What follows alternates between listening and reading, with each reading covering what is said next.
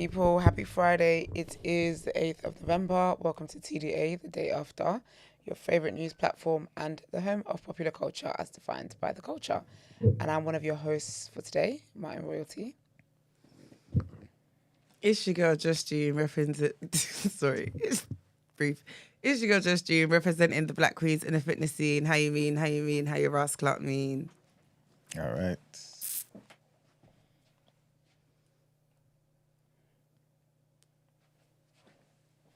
There we go. And they call me E-Man, the pro-black activist, TDA producer, news analyst, melanin jam-packed. Wonderful. How's everybody this morning? Yeah, right, man. I'm elated. How come? Now.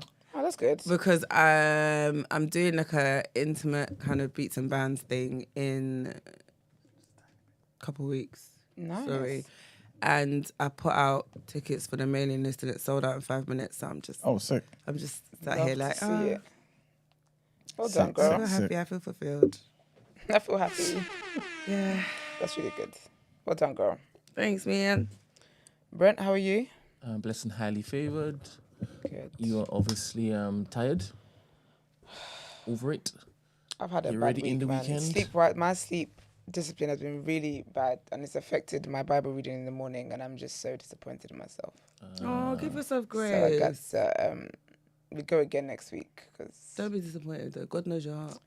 this week, child, I've been watching shows. Okay, I'm not gonna lie. What have you been watching? Okay, so I watched. Have you watched Beauty? I was meant to send it to you. Beauty in Black.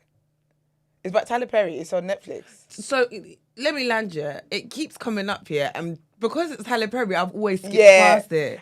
Tyler Perry is my guilty pleasure. But is it Like, worth? Tyler Perry is good. Do you know what I watched the other I day googled that when next really season's out. annoyed me? What? What's that Megan Good and Tia's ex-husband thing Oh, called? not Black Widow. Something like that anyway. Black something. You know what yes, it you weren't is? here when we talked about it. No, but Yeah. it really annoyed me, because like Yeah. it's just him. Do you know But what you know it what? was? This It's is the not first time that he let a black woman win.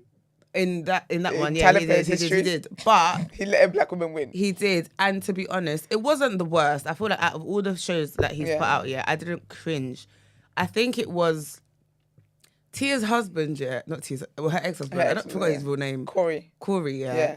Like, his character was so like I couldn't bum take him trailer seriously. trash. Like, Yeah, like you I little couldn't take bumpkins him kind of serious. vibe. Yeah. Like, he was a proper like trailer. When the mum said take the body out of the casket, I said They took. because they didn't want no charity. They didn't want charity work by the girl's dad, who's the pastor, in the Yes, they take the body first out. scene. And because they've got conflict, they took the dead body out of the Out. casket. Take your because- brother out. To Get put your brother in out. his- And in then the truck. Because they didn't want the pastors to be like, oh, we paid for the casket. And they looked at the mum like, "Are you for real?" She said, "Take your brother out now." Yeah, like, And they went to bury him bareback, it's literally country bumpkin, like right that. with the land. Yeah, but It was good there, but I think Beauty in Black is good it's worth watching. because I like those like Africa. So I'm now down a hole watching like African seasons, like series and stuff. Okay. So I watch a few South African ones. I watched the South ones African- slap. So I watched the South African South one I finished African yesterday. It's ones called slap. Savage Beauty. I Have you don't know seen if I've that? watched- I don't know if I've watched that one. Very good. Yeah, like they're like dramas. No, they Their invest. dramas are top tier. It was Yeah, really man. So I'm watching theirs. It was called Savage Beauty, and that's South African. There's one I've watched And that's then, going to like, annoy me. I find 'cause it interesting there's how they 2 like seasons. switch between all the different languages. in South Africa. Yeah. Because the thing will say like Zulu, the next thing it will say another one. I'm like, this is so interesting. And it's English. And you know what? but, you know what I love as well. Yeah, they're all rich. They're always Like rich, right? there's so much wealth, Like empire. No, like black wealth. Like in Yeah. so whenever you watch the series, like everyone is like It's a like an rich empire kind black. of wealth. Do you know what I mean? And there's hella drama. Hella drama. So the Hella one I watched drama. was really good actually. It's called Savage Beauty. It was really good. It's like 2 seasons. I actually googled when the third one was out. It's out next year. I've watched one that has 2 seasons, but I don't remember it being called Savage Beauty. But it was And was it a bald girl? no, but it was about a mum. It was about a family, right? Yeah. And the daughter, Yeah. and then the brother, like the brother-in-law is a police officer. Okay, no, I don't want that one. But I'm gonna find you the name, and I Please, need I you wanna- to watch yeah. it. No, because I feel like it's my bag See now. the plot twists. This is my bag now. The plot twist with that one. It's worth Because watching. even like the one I watched, I just didn't expect things to go the way. I just didn't understand. I just didn't get it. It's like a telenovela, but not as, because you know telenovelas are very like, oh my gosh, I'm gonna fall down the scene. I'm gonna fall down the scene in slow motion. Very theatrical, but it's not that. It's like the same drama, but we're going somewhere. It's really good, man. Because South Africans, man, they got good TV, really good TV. So yeah, that's what I've been doing. So my sleeping pattern this week has been just piss poor. I haven't been very disciplined and structured in. I'm going to bed at this time. So yeah, it hasn't been great. I'll be honest with you as well. I missed my alarm this morning. Very real with you. Yeah, I was like, okay, I'll get up in 5 minutes, and 40 minutes later, God woke me up. I could still be sleeping by now. Really? So, yeah, it's crazy. But I'm looking forward to. I just need the end of the year to come, and I just need to. Because I feel like when I'm away, I'm just gonna be. I just need to wind down. Where you going? Lagos. Love that for you. Yeah, How long I'm you so going excited. for? About probably 3 weeks, I reckon. Nice. Yeah, maybe 3.5 weeks. Yeah. But yeah, Brent, over to you, sir. All right, then. Good morning, everybody in the chat box. We have a couple events that you guys need to be aware of. One being the men's wellness event called Stronger Than Before. The next installment of our men's health workshop will focus on equipping men to enhance themselves in preparation for the upcoming new year. I wonder if it is that men actually turn up to these things. Do you know what though? What's this for again? Men's wellness. I hope they do. Because I feel like with events, there's generally a consensus that men don't always show up for these things. Except for like when it's a rave, then you have the ratio is off. Men go where women are. Sorry. Yeah, so if it's like a men wellness, is there any woman on the panel? There's 2 women. All right, so there are going to be women there too. Okay. Is that how it works? No? I don't know, man. Most men Sound like a brothel to me. go where women are. And that's not it's just how the cookie crumbles. That's the brothel, yeah. It's just, it's, Do they go to beat some bands? yeah. All them. The ratio, what's the ratio like? It's insane. All the gorgeous women in there. That's why men That's come exactly why they're there. You're in there to beat all bands. Did you hear Mark's public service announcement? I in there. No, I'm not saying that. You just said that men go where women are, right? Like before as in, Esther said that men would turn up to raves, right? Assuming that there are women going to be there, but the ratio that turn up to raves are top heavy men favored, right? Yeah. All right. So I asked you if it is that men go to beat some bands. And they The do. ratio, what's the ratio saying? the You ratio. say it's mad. as in Madison, there's a lot of girls compared to men, yes. There you go. Okay. So Yeah, but different. it's because the thing, men go where women go in the sense where if it's a rave, there's no apprehension to go. Because, do you know what I mean? Beats and bands, it is marketed as a women's event. So that's why a lot of men aren't going to run their first time. So I always get asked questions, can men attend? Do you see what I mean? Every event I've done, the amount of men that have showed up to the event has increased. Do you get it? Yeah, I know what you're saying. Okay. I'm just saying it's not the ratio as the rave. No, of course not. Yeah. All right. Well, men, you'll need your nutrition top, and you need your mind Your wellness healed. top. Amen. Yeah. Hallelujah. When you do it. All the way through, and this is a fantastic event for it. Not all the way. We need to get Belinda on. Belinda, you need to come through. She's so busy though, and sometimes she can't take the morning off.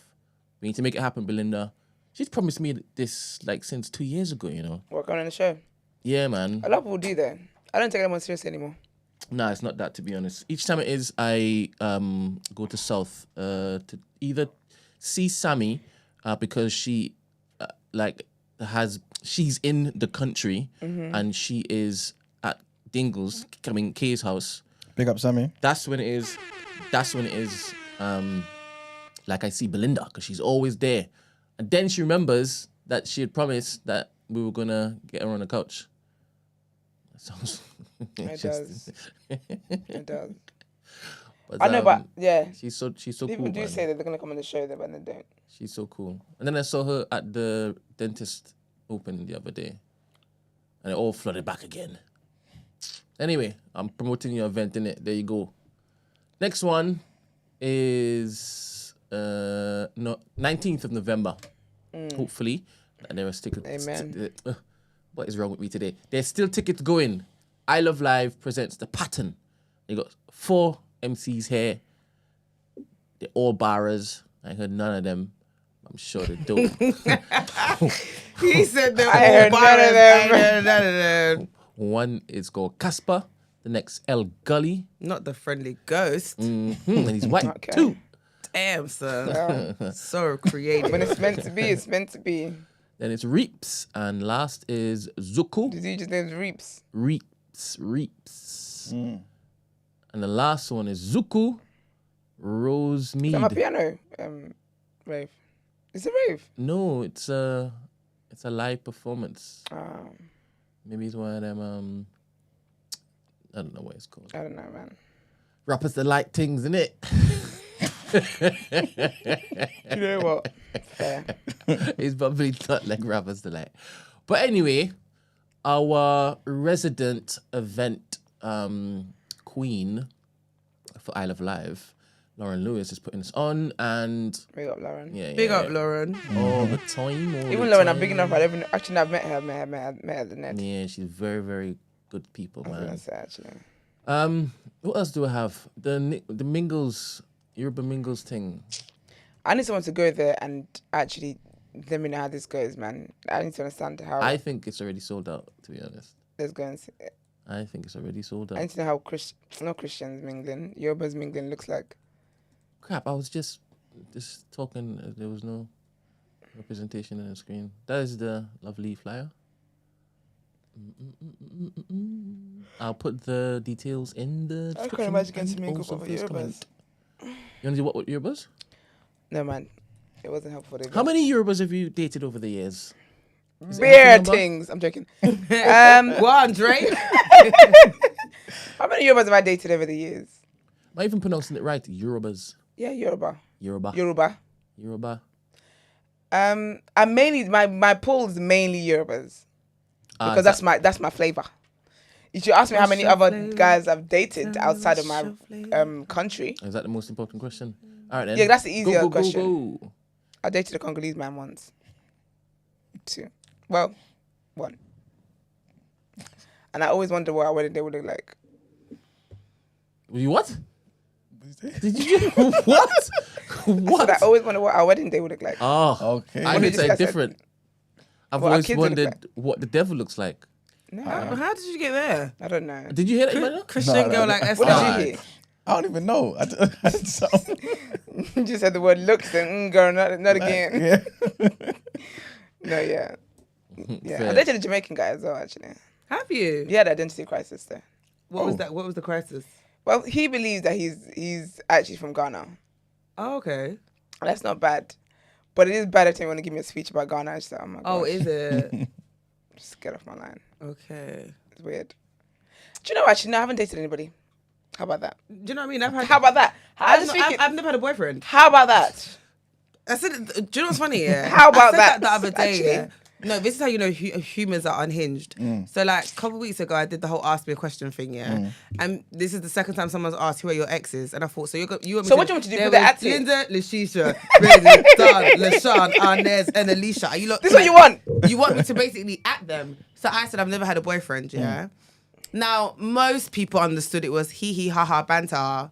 Some people didn't. Of course not. And was like, oh my gosh, you've never had a boyfriend. How? What do you mean how? Because I've never had one. No, let me tell you how far it went.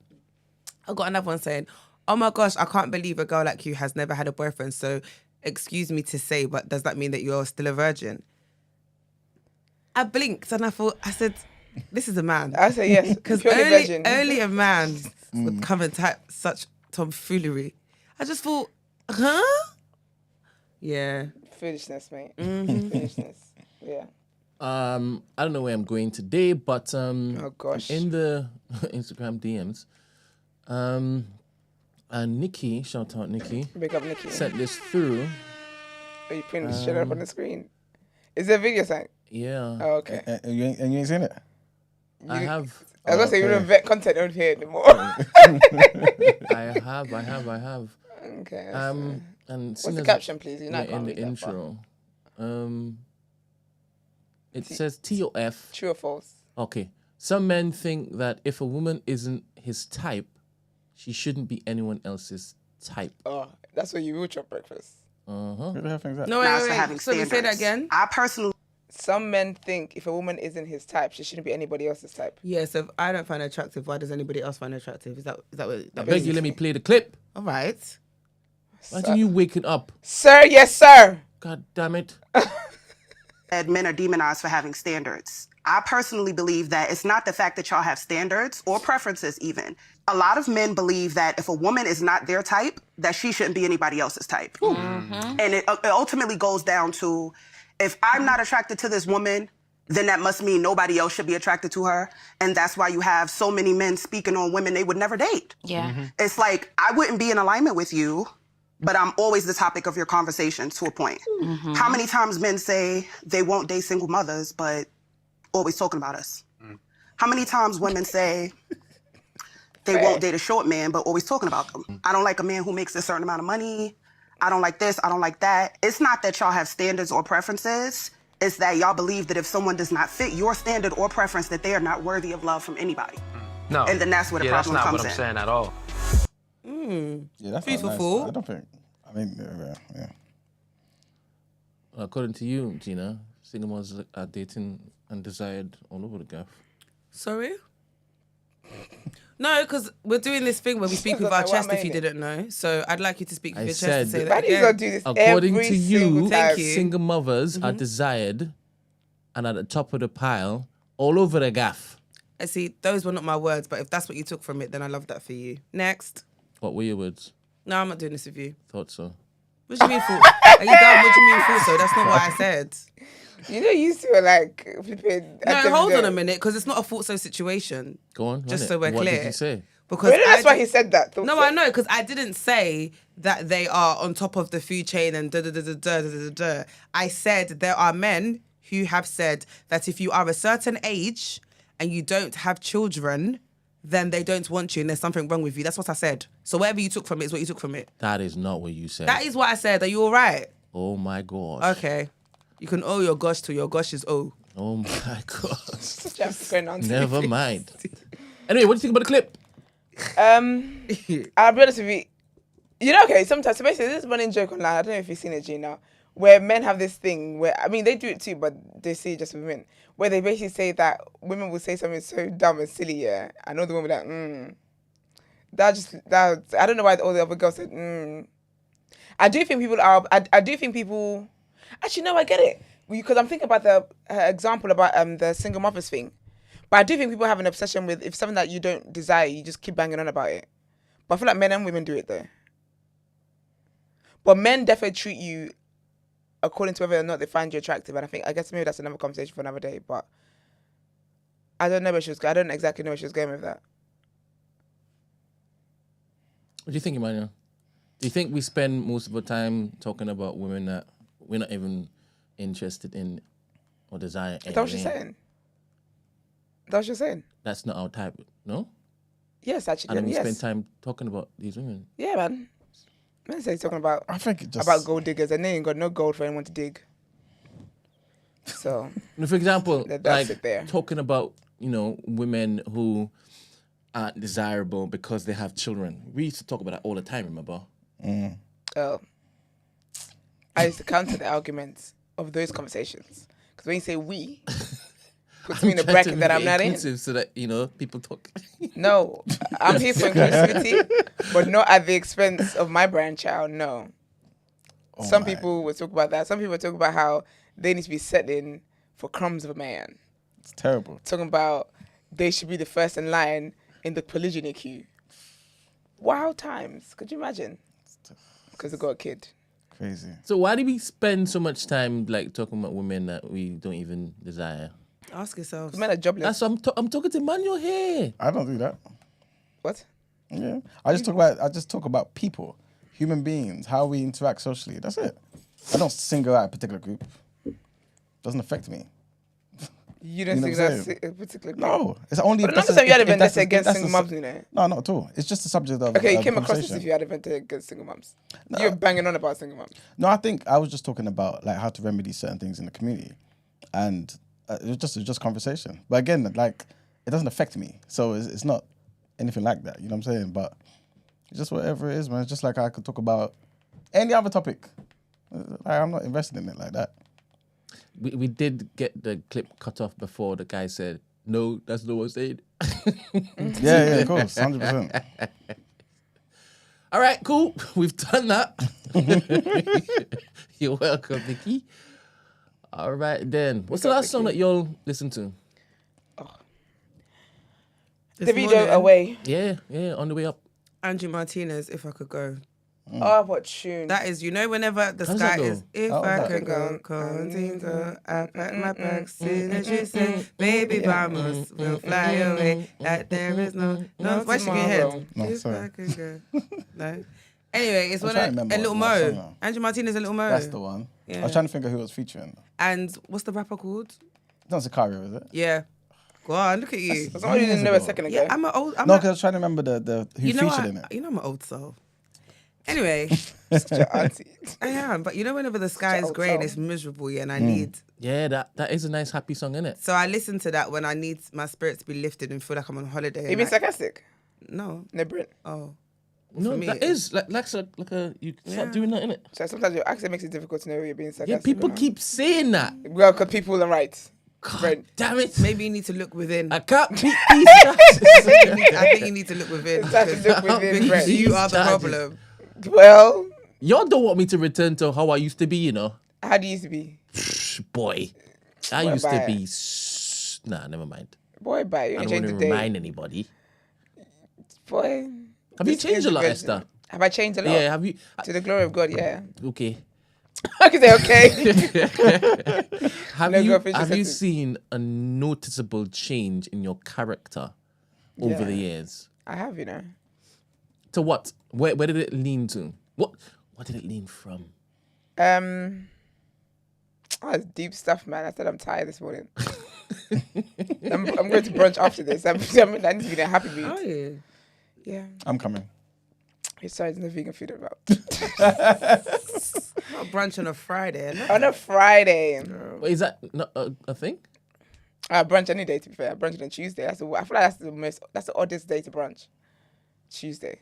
Is there a specific type of food you want to eat when it is brunch time? Excuse me, he asked you a serious question, by the way. I see what you're doing here. What else, me? I'm going around the room. Don't worry, I'll get back. About your character and how it's changed over the years. It definitely has changed. I think. Set the pace so that she's honest when it's her turn, please. Okay, You know what? You see what I'm saying? And then when I'm on smoke, people want to act confused. You love my smoke. Dun, dun, dun, dun, dun. Happy song. Happy Happy place. Happy place. Don't try to put me down. That is actually so funny. He said, she. I I'm think- in the room. My name is Gina. Yeah.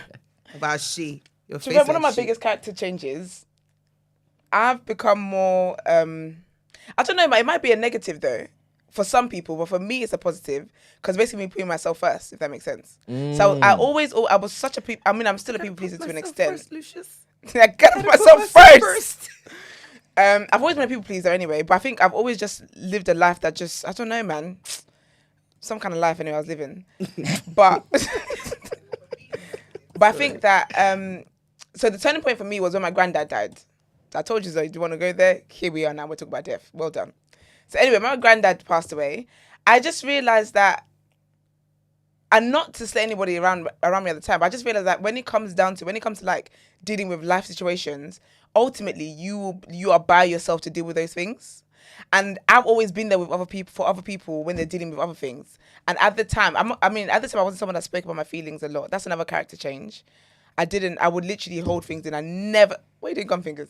Oh, no. I got frustrated or something. Yeah, so to be fair to people, I guess they wouldn't have known that I was dealing with that. But I think it's just about how people show up for you. I haven't found people that show up for me the way I show up for them, if that makes sense. So my character's changed in that I just, I put myself first, if that makes sense. I'm very comfortable. I don't know I don't show up for people as much anymore. And people can see that as a negative, but I feel very, very I'm not missing a blink of sleep living like this at the moment. I show up where I need to show up. I basically do what it is that I want to do if I feel comfortable doing it. I don't overextend myself. I don't inconvenience myself like that anymore. I still inconvenience myself sometimes, But I used to, like, it was never a second thought for me to inconvenience myself for people. And I just don't do that anymore.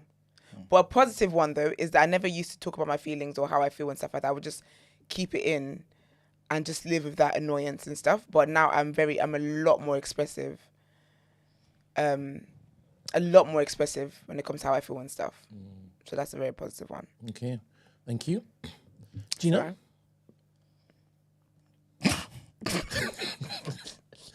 I looked at the Kermit, like, hooded picture. How has my character changed over the years? I don't know. Have you felt yourself change? I've been racking my brain as Esther's talking. Like, I think I'm a lot more self-aware. I haven't always been self-aware, but I have a lot more understanding of who I am and why I'm the way I am, which I guess is a positive because, yeah, you're not like in blindness, I guess. Because of mommy and daddy? What do you mean? You said you have a lot more understanding of who I am and why, why the way you are. It's because in therapy you found out.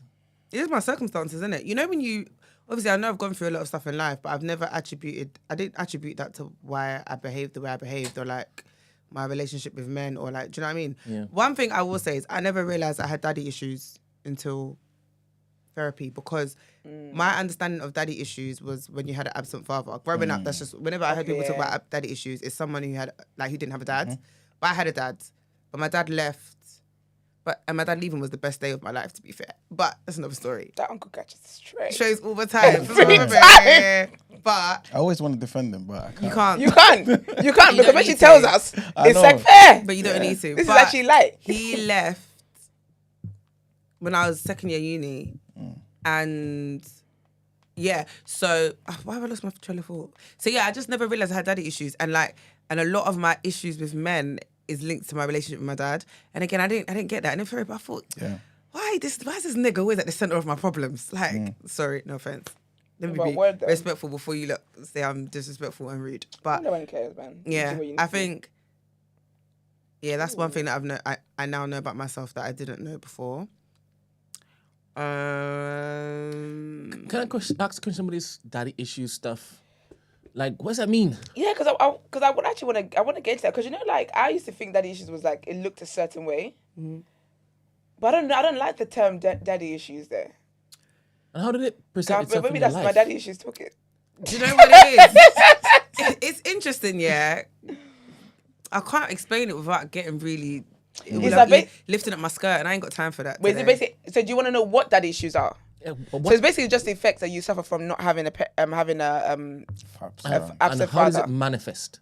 Yeah, it manifests in different ways because I always thought that it manifests in hypersexuality, and I'm the opposite of hypersexuality. No, but I'm not. And I realized I'm not hypersexual. Yeah, but then I realized that it manifests as well in my independence, but also as well, I realized that I don't, not for nothing, but I don't really care for men.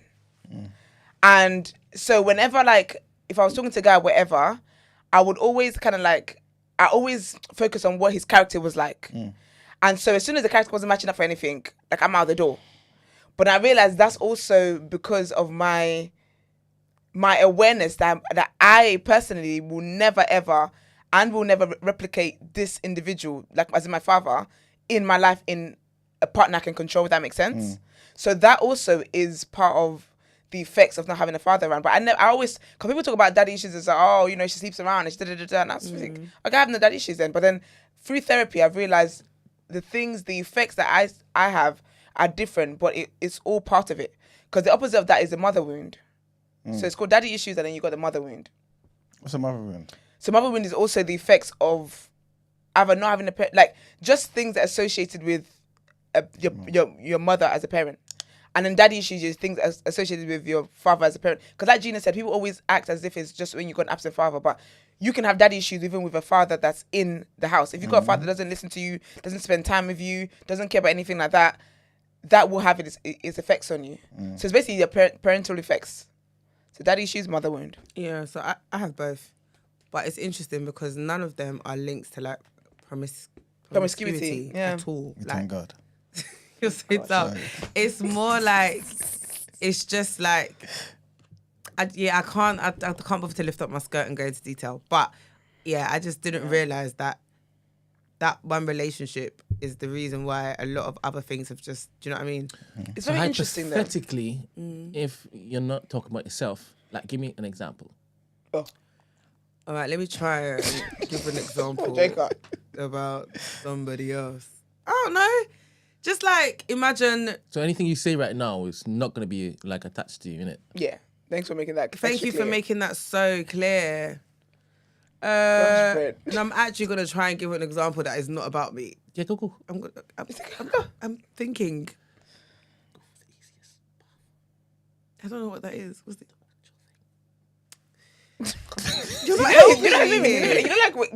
maybe like a kid doing a test in school and trying to cheat. Literally. So I don't know.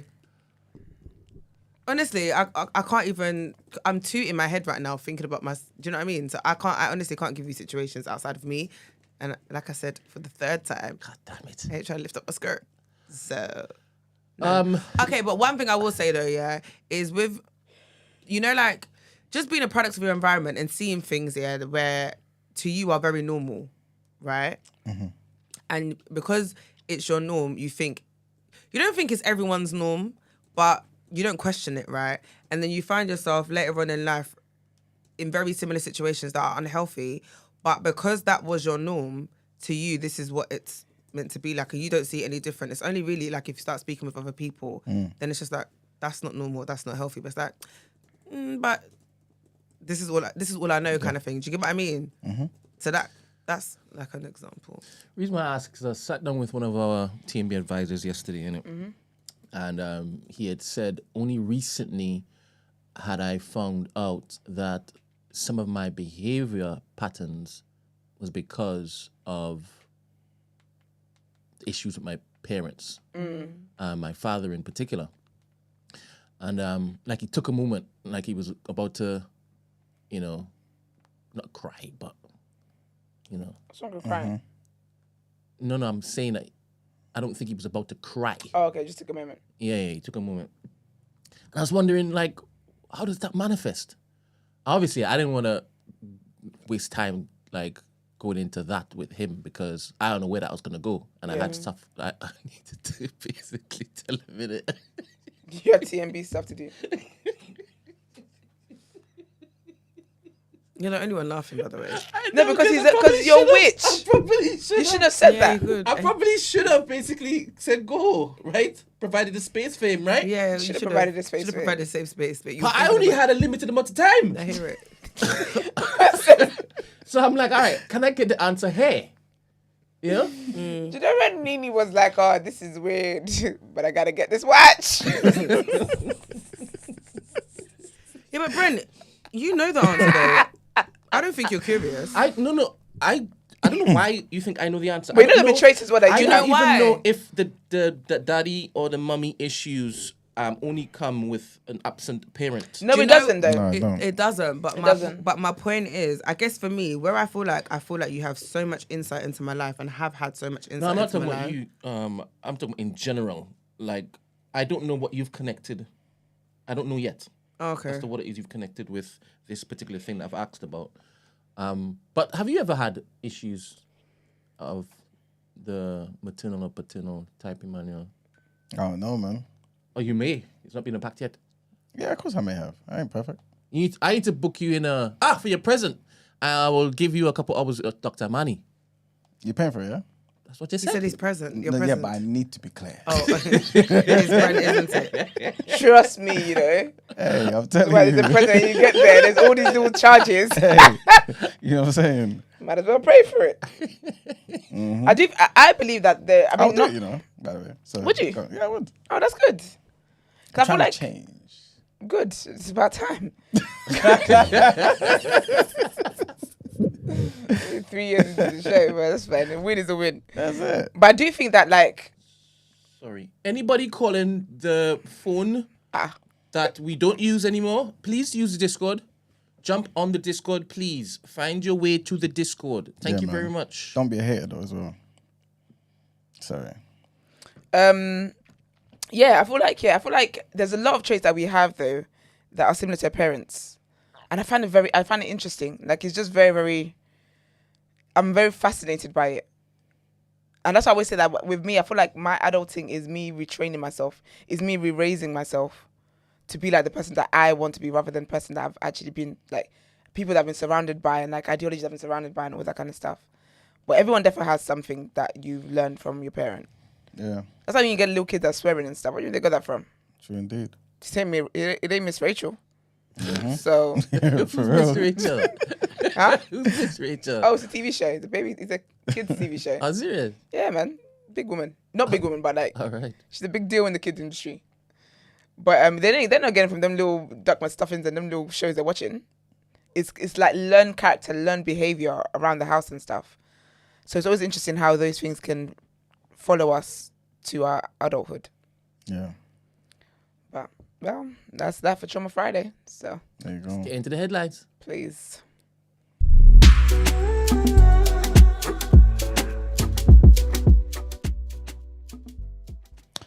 All right, people. So our first set of headlines. President Joe Biden said that the American people deserve a peaceful and orderly transition following President-elect Donald Trump's U.S. election win. Biden held a historic presidency and said that while the Democrats lost this battle, the America of your dreams is calling for you to get back up. Walking out to the chairs of those in attendance, Biden paid tribute to Vice President Kamala Harris' true character following her election loss. He said she ran an inspiring campaign and everyone got to see something that I learned early on to respect so much, her character. She has a backbone like a ramrod and she's got a great character, true character. Speaking in the Rose Garden at the White House, he said that defeat does not mean we are defeated. America endures and we're going to be okay, but we need to get engaged. Trump's momentous comeback after his loss to Joe Biden 4 years ago comes after defying 2 assassination attempts, 2 presidential impeachments, his criminal conviction, and many other criminal charges. Next headline, and during his first administration, Donald Trump waged a maximum pressure campaign against Nicolas Maduro, who unsuccessfully trying to depose Venezuelan authoritarian leader with an arsenal of sanctions, cyber attacks, and threats. But this week, Maduro extended an olive branch to a man he once called a miserable racist cowboy, fueling the speculation that Trump's second presidency might witness an unlikely rapprochement between the 2 strongman survivors. In his first government, Trump wasn't good to us, but this is a new start. This is what Maduro proclaimed during a live TV broadcast, clearly designed as a peace offering to the US president-elect. Maduro, who also previously called Trump a mentally ill crook, who handles foreign affairs like a New York mafia extortionist, even parroted the US tycoon's nationalist catchphrase. Your slogan is "Make America Great Again," and paraphrasing your slogan, I would say our slogan is to make the United Venezuela, Latin America, and the Caribbean great. And yeah, that's basically what he wants, man. He's calling for a new era of win-win relations. And our last headline, the Alliance Party has paid tribute to its groundbreaking and trailblazing former Assembly member Anna Lowe, who has died at the age of 74. Miss Lowe was the first ethnic minority politician elected to Stormont and the first Chinese person to be elected to a legislative parliament in Western Europe. Alliance leader Naomi Long described her as a great friend and paid tribute to her dedication and passion for serving her constituents in Belfast. She added that Miss Lowe had been brave in confronting the appalling racism that she faced during her political career. Born in Hong Kong, Anna Lowe moved to Northern Ireland in 1974. At first, she took jobs as a translator and as a BBC secretary before attending Ulster University, where she qualified to begin work as a social worker. She later then became the director of Chinese Welfare Association in Belfast and a founding commissioner of the Equality Commission for Northern Ireland. Lowe was then first elected to the Northern Ireland Assembly in 2007, representing South Belfast for the Alliance Party. She was re-elected 5 years later and served until her retirement in 2016. So big up Miss Anna Lowe. And that's it for our headlines. All right, let's get into what you're saying. Topic of the day.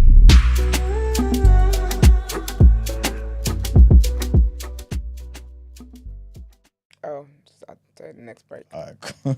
Next commercial break. All right, people. Topic of the day. Friday today. We're going to make it nice and smooth, nice and easy. And the question is just the rise of main character syndrome. I just want to ask you guys, because obviously a lot of the time we talk about, especially when Andy was here, we spoke about, what's the opposite again? Not the opposite. What's the other one? When you don't feel like you belong there. Imposter syndrome. That's the one. A lot of time we talk about that one. Look how quick oh God, my destiny. Look how quick I knew what that was. A lot of time we kind of talk about that, innit? You know what I'm Yeah. saying? People, feeling that sort of way and all that sort of stuff. But what about main character syndrome? Do you see yourself as a main character? Should you see yourself as a main character? Do you feel like it's a good thing? Let me read the definition. Okay. Of main character. Yeah. Yeah. You used to do stuff like this, Do you remember who used to do stuff like this? Emmanuel. Would be a main character. Then prep properly. As in read the definition. Gosh. I thought main character is Self-explanatory. self-explanatory, but Wow. Do you remember we had the main character poll on here? Yes, exactly. And everyone knew what the hell it was. But what does that Okay. mean? Like, we don't have new listeners. We don't have listeners who don't know what it is, even though we were talking about it. This is just basic, right? When you approach a topic, you define the themes that we use. All right, man. let's see your You're a main definition. character. Let's see if you can define This main is character. bonkers. Let's All see if right. you can define main character. Main character syndrome is a term used to describe when individuals view themselves as a central figure or main character in the story of God life. damn it. Those experiencing it may act or think in ways that make them feel unique, as if everyone else around them is a part of their story rather than an individual with their own narrative. Okay, fair. Okay. All right. So you've added a bit there. Key traits, Oh wow, okay. often associated with, ChatGPT. because I want y'all to basically, Take us there. because you may not believe that y'all are doing it, but then, when you break it down, hey, Oh, so you're lining us up to get this is good. not my topic of the day. This is not my topic of the day, baby. Key traits often associated with main character syndrome include increased self-focus, viewing events primarily through the lens of personal significance, sometimes ignoring others' perspectives or emotions, romanticizing life, embracing moments with dramatic flair, or viewing oneself as in a movie-like scenario. Attention-seeking behaviors, sometimes exaggerating or dramatizing personal experiences to emphasize their importance. Ding, ding, ding, ding, ding.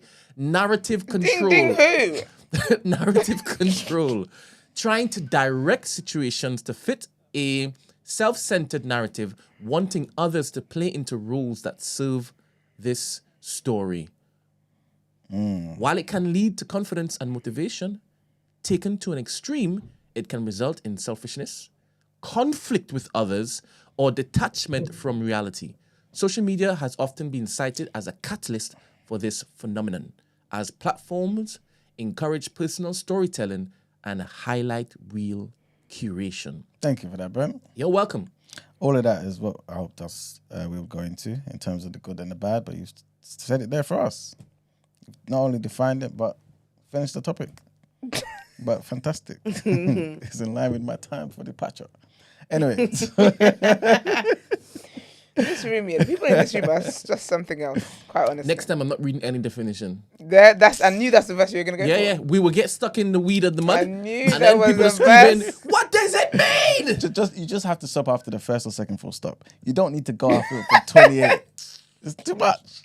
Anyway, so guys, do you guys see yourself as the main character? Based on that definition, do you guys see yourself as the main character? And should you, if you don't? I think everyone should, to an extent, see themselves as the main character. Because if you're not the main character, that means you're just a character in someone else's story, and I don't see why I should be that. The Nigerian me would just not allow such. But I do think I can be a main character. Occasionally. I don't believe the whole drama thing there, because I am just by nature dramatic.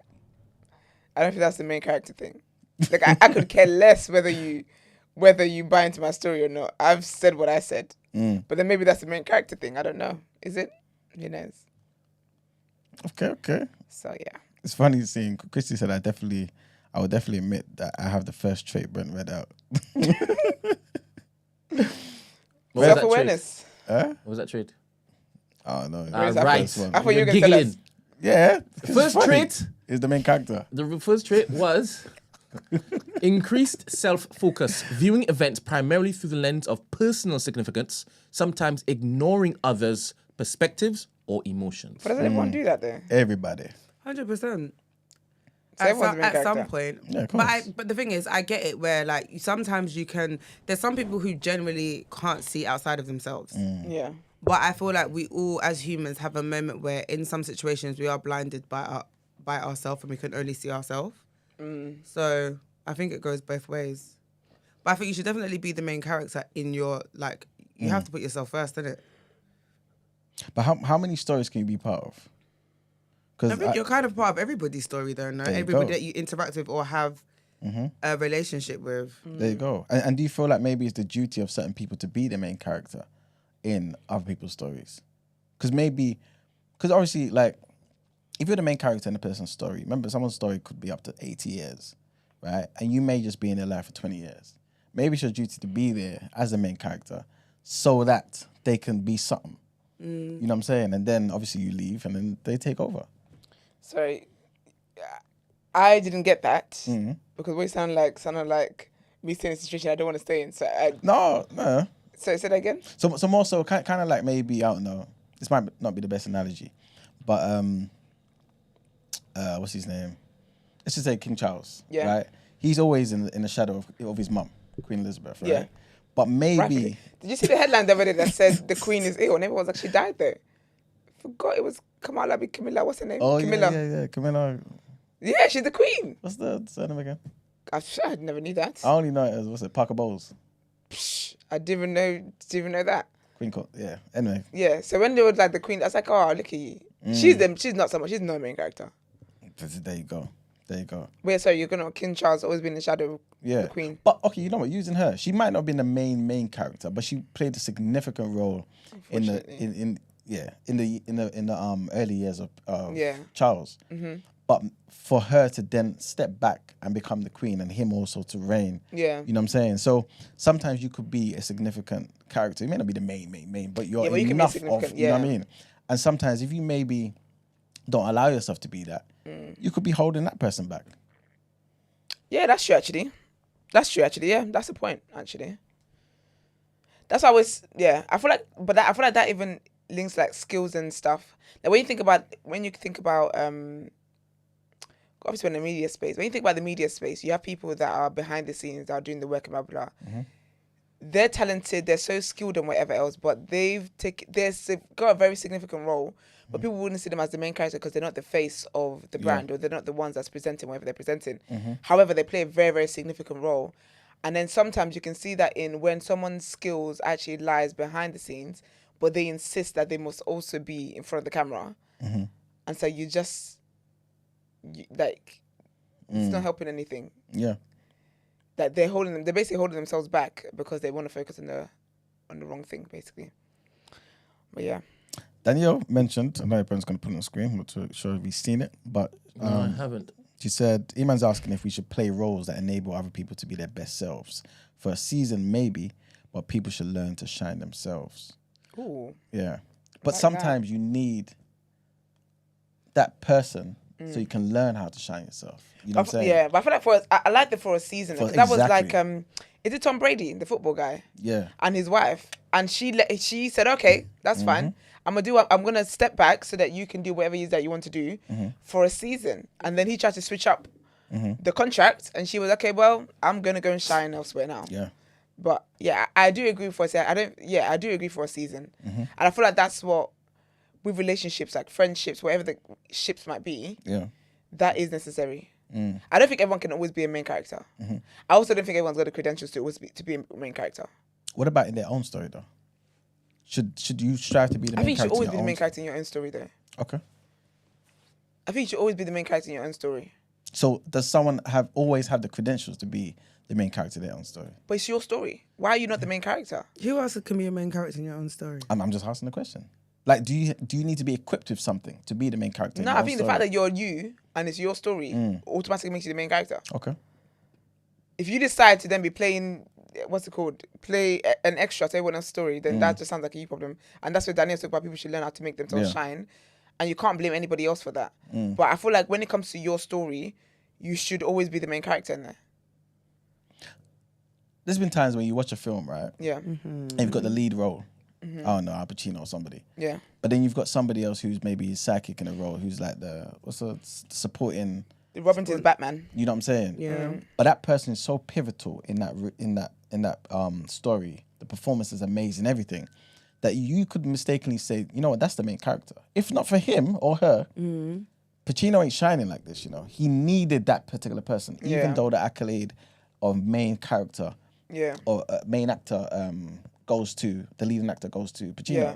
So in the same way, you may have somebody in your life who plays that sort of role. You know what I'm saying? Where, you know, you feed off of each other, that sort of stuff. So, I don't know. Like, I'm basically trying to ask, is being a main character, even in your own story, somewhat overrated?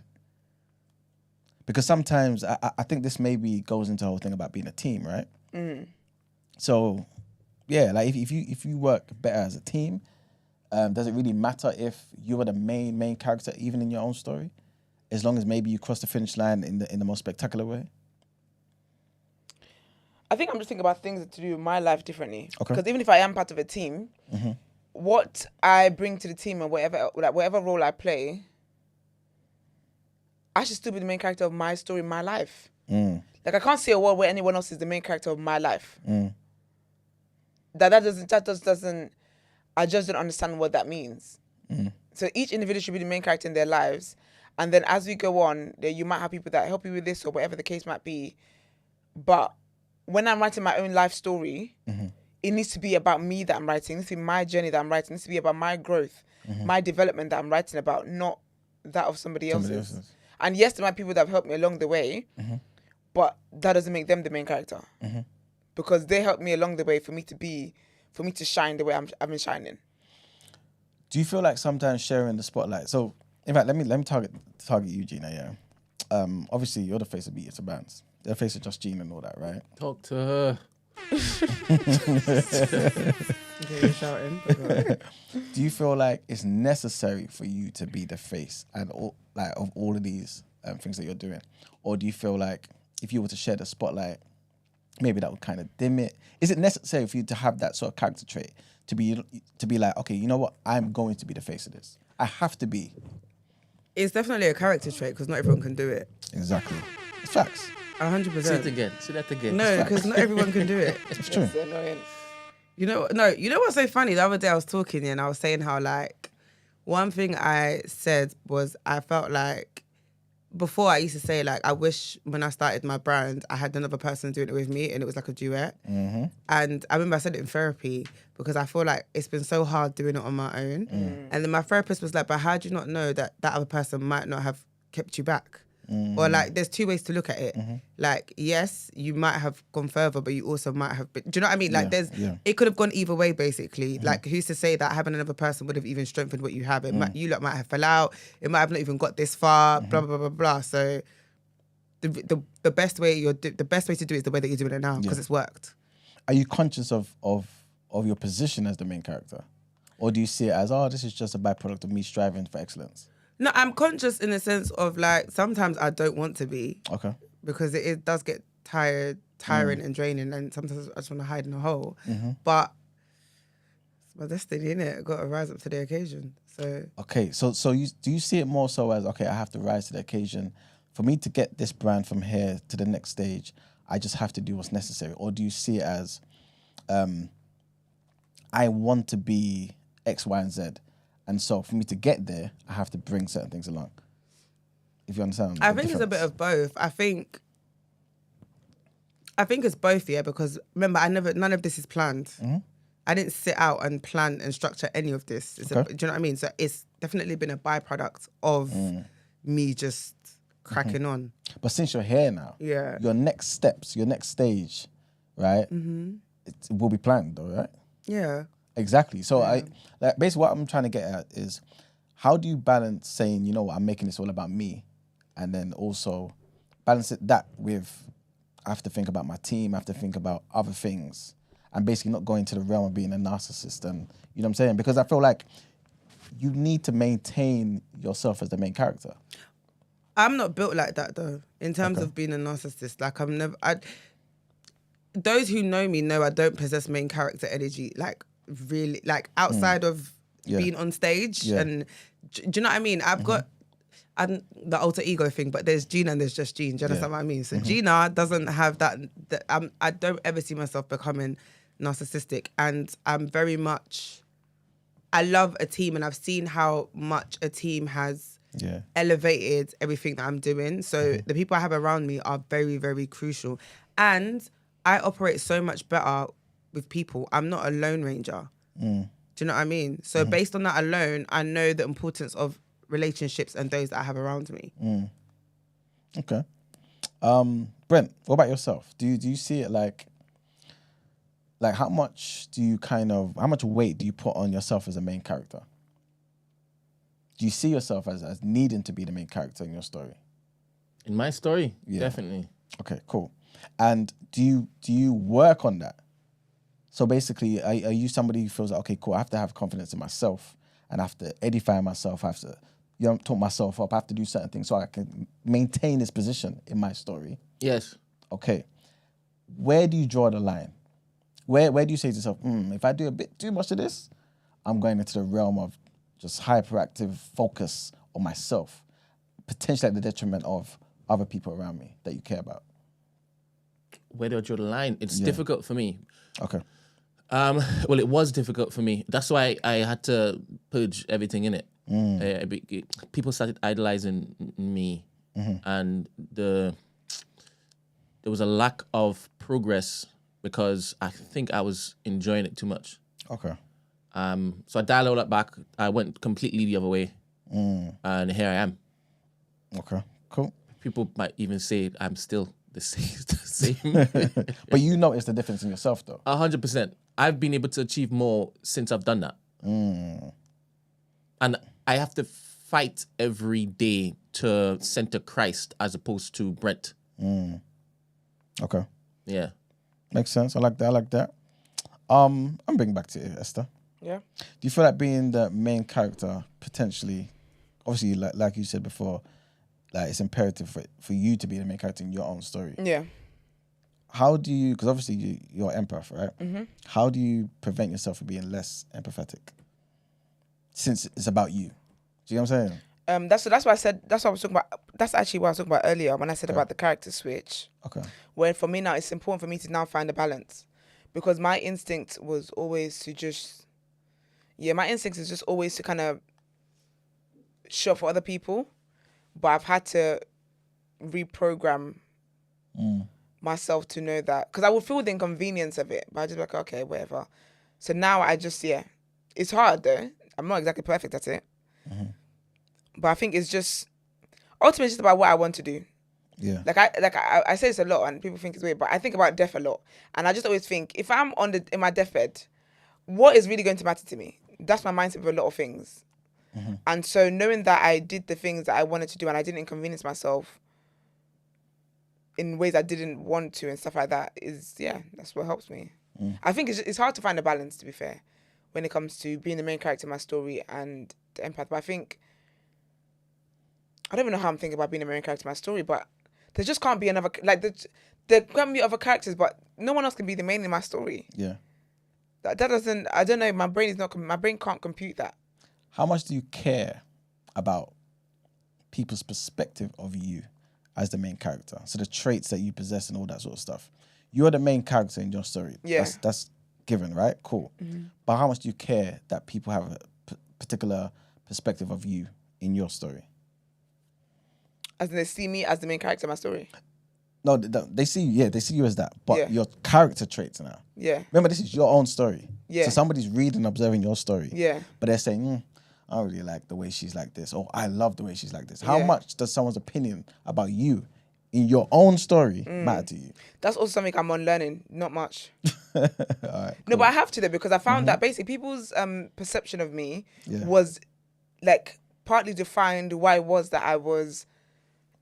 Yeah, just partly. It was not. I wouldn't say it controlled me, but I cared what people thought.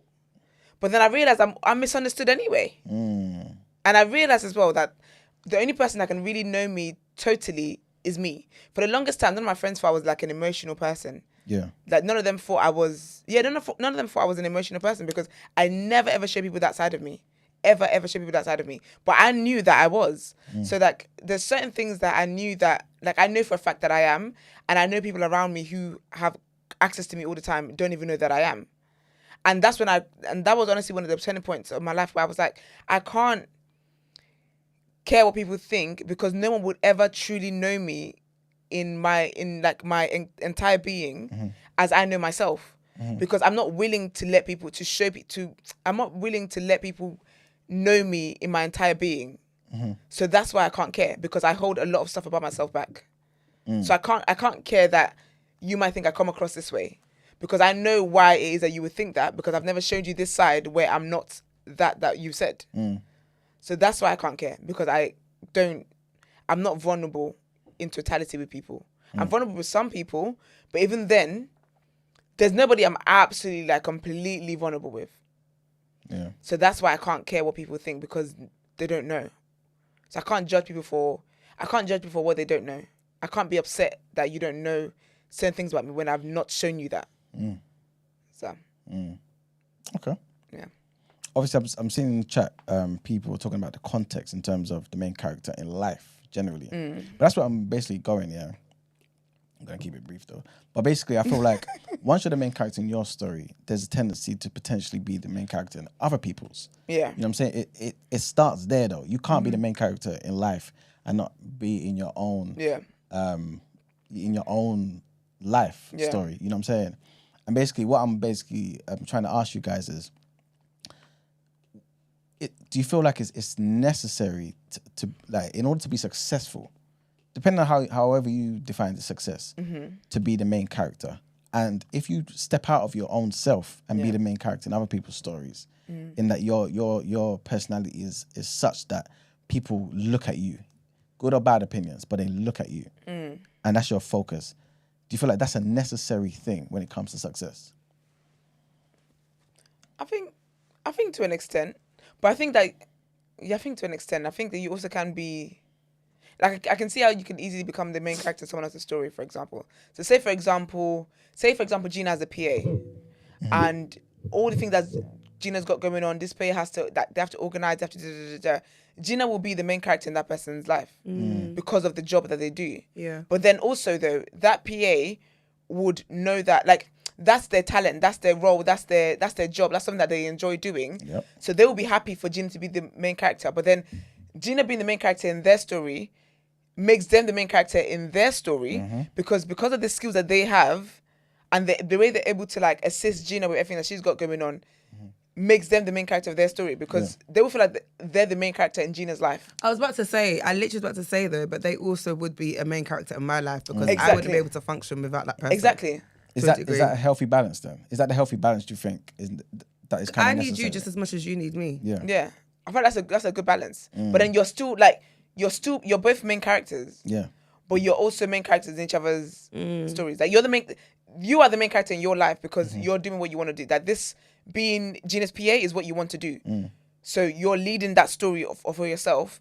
However, though, you also assist Gina to be the main character. Do you know what I'm trying to say? Yeah.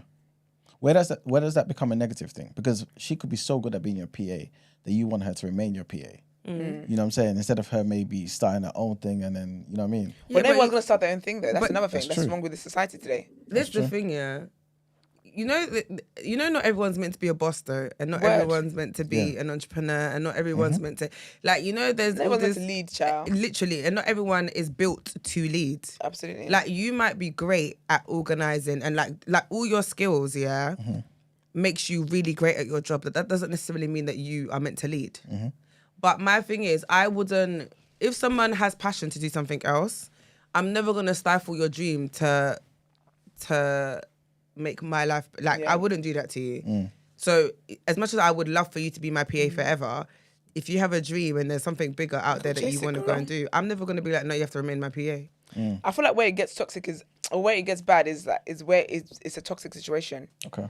If you're not appreciated, if you help somebody out and whatever else and you're not appreciated or not even just forgiven not being appreciated, what you're doing doesn't bring you joy, like you essentially hate what you're doing, that's where it's bad now. That's the toxic side of it. But funny, Ebony asked the question whether your daughter was main character in your life, because she made a comment earlier that if you have a parent, a grandparent, or something like that, they should be the main character. My life. Even if I have a child, my child is not my main character. It's not the main character in my life. I tell you that for free and a fact. So basically, if you got So, as a parent, do you think is your child the main character in your life? I think you're still the main character, because I feel like you have to focus on yourself and make sure you're the best version of yourself if you want to be the best parent for that child. Agreed. You know what I mean? Otherwise, you finish that child. And Absolutely. That's something I'm totally against. Yeah. So I'm not finishing children, amen. Yeah, I don't like that.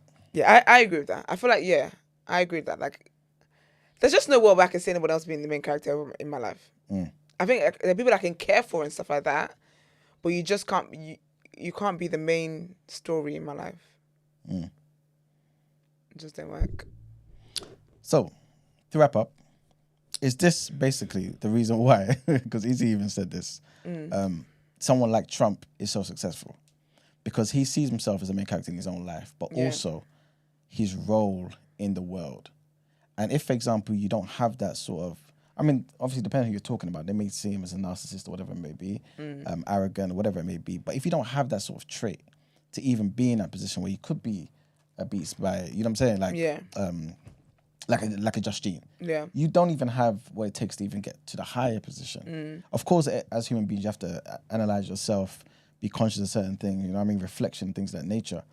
But that trait that's in the Trump, it might also be in the Esther and the Gina and the Brent, you know what I'm saying? And in everybody else who wants to strive for something. Yeah. And is that a bad thing? And if it's not a bad thing, I guess my last question was, how do you make sure you don't become the thing after 25 years where people say, you know what, I don't like this human being. Even though you may have equal amounts of people saying, I love this human being. And does that even matter? That's why I asked you earlier. Does it matter what people think about you in your own story? Yeah. You know? I think that, but I feel like with the Trump one, it's like, it's like what Gina said about not everyone's going to be a business owner and be an entrepreneur. Not everyone's character or their skills or whatever is going to take them to the ends of the world. But not everyone wants it to take them to the ends of the world. Like, everyone's got different aspirations. And I think with Trump, he comes to the negative side of what Brent read out, where it's like main character syndrome that's gone unchecked. And so now, not only are you the main character in your life, which rightfully you should be, but you also want to be the main character in everybody else's life. And that's part of the problem. So that's where it goes negative. And I feel like with each person, I feel like everyone just has to do the self-work enough to understand that even though you're a main character, there's things and there's people that assist you, that may possibly assist you to get you to that point, that pour into you. I just think you have to check yourself. Yeah. Just because you could also not be a main character, be, I don't know, the second character, wherever the other characters are, and still get to a point where 25 years later, people don't like you and you don't even like yourself. So ultimately, regardless of whatever position you play in life, you have to check yourself. You have to be self-aware enough to check yourself and know that you're living in a way that is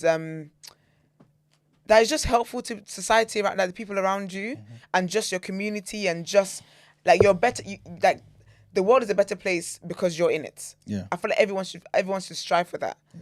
Like adding positivity and adding goodness into the world, and that's how you get to a place where you're not a piece of shit and people are plotting on how to get you down. It's true. But you know, is the only thing I'll say, not to counter that, but just in response, is just sometimes you're so you really believe what you're doing that you feel like even if people are against me, it's fine. Yeah. In the end, you know what I'm saying, I'll be justified. But you have to be someone that doesn't care then about people being behind you, because I don't like when people try to act like, oh, I am so, like, I must do this and the heavies. They're like heavy is the head. The whole time, they're the person that's put the load on the head. No one asked you to take up this role. But you've done all that, but then you also, in the same breath, are telling people that they're being ungrateful and that they don't care. And it's like they don't appreciate you for what you're doing. But no one asked you to do what they think you're doing. And furthermore, if you believe that if you feel so justified that what you're doing is the right thing, then you got to accept the consequences that come. And you got to accept that people think you're a piece of shit. Because you do treat them like a piece of shit, because you have given yourself this self-assignment And you believe the only way to win it is to be a piece of shit to people. So you have to accept the consequences. So ultimately, you have to accept the consequences of your actions, really and truly. If you do something and you feel like I'm right in what I'm doing, that's great. Well done. All the best for you and yours. However, though, you can't act confused as to why people don't like you when along the way you made it clear that you don't care whether people like you or not. Yeah. You pick a side. This is it. But at the same time, I think those with that same trait, like you said earlier, tend to not care. I think a lot of people think. I think a lot of people think they're greater than they are, and that's a problem. Yeah. A lot of people think that they're greater than they are, and sometimes people are very stuck in their selfish ambition. That actually, this thing you're chasing, just admit that it's just for you. You don't care about that. There's nobody. You're not considering anybody else in your pursuit of whatever it is that you're pursuing. But then you act like as if you're about to solve world hunger. You're not. But should you have to consider anybody else in the pursuit that you are pursuing? That's just a general. You shouldn't. But I think sometimes some things affect other people, and I think sometimes people that act like, I don't care what anyone thinks, your actions are affecting other people, and so to make yourself feel better, you basically continue to feed yourself the lie until you believe it that what you're doing is for greater good. Yeah. But greater good at saying to you, this is not good on us, this is hurting us, or this is affecting us, this is whatever the case is, you can't insist that what you're doing is for greater good. Because really and truly at the root of it is your selfish ambition. This is not in to counter that at all. But how do you view this then? Where, for example, a lot of people are against Trump, yet we vote for a reason. We vote to basically say whoever gets the most votes is what the country wants. Yeah. Most Americans want Trump there, right? And also, second thing is, you have somebody like Idi Amin, right, who was trying to fight for the liberation of Uganda, right? Yeah. And he was prepared to kill Mugabe as well, allegedly. Yeah. Prepared to kill people who... allegedly. People who are against him, right? Yeah. For the liberation of the great good of everybody else. So you're going to get people who say, no, I hate Mugabe, I hate Idi Amin, I hate these people, right? But the 20,000, for example, that he killed, is that anything in comparison to the tens of millions that he saved, or at least attempted to save? Do you get what I'm saying? And basically where I'm going with this is that, like I think Gina was just saying, should you care as much? Like that some people hate you. If you really are feel justified, like, I'm doing this for the great good. Yes, people think I'm a horrible person. I'm prepared to kill for this, but I'm doing it for you to save. Even though you didn't ask me, I'm still doing it to save us all. You know what I'm saying? Yeah, but I think at the root of a lot of things is selfish ambition. Okay. Because sometimes you find there's like different ways to go about things, different ways to do things. But I think that sometimes with human beings, people want to be the one who gets the full credit for doing this one thing. But then had you worked with other people, it might not have had as much negative effect as it did. But because you wanted to be the one to see it to victory, you've done that. And so you have to, like, I don't necessarily think you should necessarily care, but I just don't like people that say they don't care, but then deep down you're caring, and then you try and act like everyone's been ungrateful, but no one asked you to do all of that stuff. And if they could, and you never asked their opinions or their permission to do what you wanted to do. You chose to do that. So you can't turn around now and say, oh gosh, I'm so unappreciated. I'm so underappreciated. I'm so this, I'm so that. Okay. But I think at the root of a lot of people's ambitions is selfish ambitions. When you want to make history and whatever, it's not, you can say that it's for the greater good or whatever it is, but there's a reason why you want it to be your name that is in the history books as a person that did that. I ain't gonna lie, yeah. I don't care about that. Do you know one thing I've realised and I don't want to be a trailblazer. I don't want to be the first person to do it. You see all of that? But you're saying that though. Yes. Go on. Is that really accurate? What do you mean? Would you prevent yourself from progress at exponential rates? No, so basically, let me explain what I mean, yeah? I think what I'm finding with a lot of stuff that I'm doing, I'm in my own lane, right? And I'm carving a lane that hasn't existed. And which is what I know. I'm speaking from experience. Right, I wish I had a me. Okay. Right?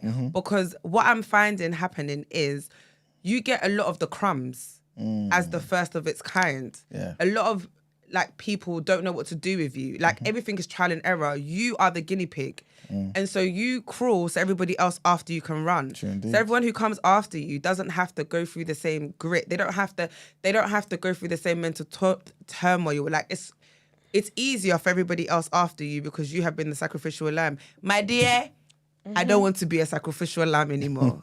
It's okay. That's what I mean. Okay. Do you see what I mean? Yeah. So it's not that I would prevent myself from progressing, but sometimes upon reflection, it's like, damn. Do you know what I mean? That's just kind of like how I've noticed a lot of things within my journey, and it gets very tiring and frustrating. But it is what it is, isn't it? Like, this is clearly the path that God has put me on, so This is it. I have to do it. But if I had my way. You see the meme, Esther, the Take Me to the King? You've obviously seen it, where people are singing Take Me to the King and they're standing really angry. And they're like, me when I get to the pearly gates. That's going to be me and God. Like, literally. Listen, word, man. Word. Yeah. Okay, I hear you. Well, I think we can wrap it up there. Which one is it? What, the Take Me to the King? I just typed in "Take Me to the No, King." but it's a TikTok. It's a video. It's a song by It's the man. No, it is. That is who sang it, but it's now trending as a new trend on TikTok where it's actually quite funny. But Have you guys stumbled on the Noops TikTok thingamajiggy? I spoke about this, remember? Who's the noobs? When I was saying how some of them are fine. How's it go? I don't know the routine. I don't know it. Sorry. Have you stumbled on the Noops, Emmanuel? You got TikTok? I don't know what Noops is, It's fraternity stuff. Oh, no. All right, and then they do a dance, and they all seem to be handsome black men doing it. Oh, yeah, that's something I wouldn't be watching. No. All right, fair. fair. How about have you stumbled on the part of TikTok where they do knock on the door, and then they say, "Are you right, ladies?" No. I think it's white TikTok. No. And there was one where the guy knocked on the door and he opened it, and let me find it because me saying it's not It's gonna not give it gonna justice. land. Yeah, because it was quite cute, but I don't know if it's staged or not. But never mind. All right. While you're finding that, Brent, Yeah, on to our move next to set of the next headlines.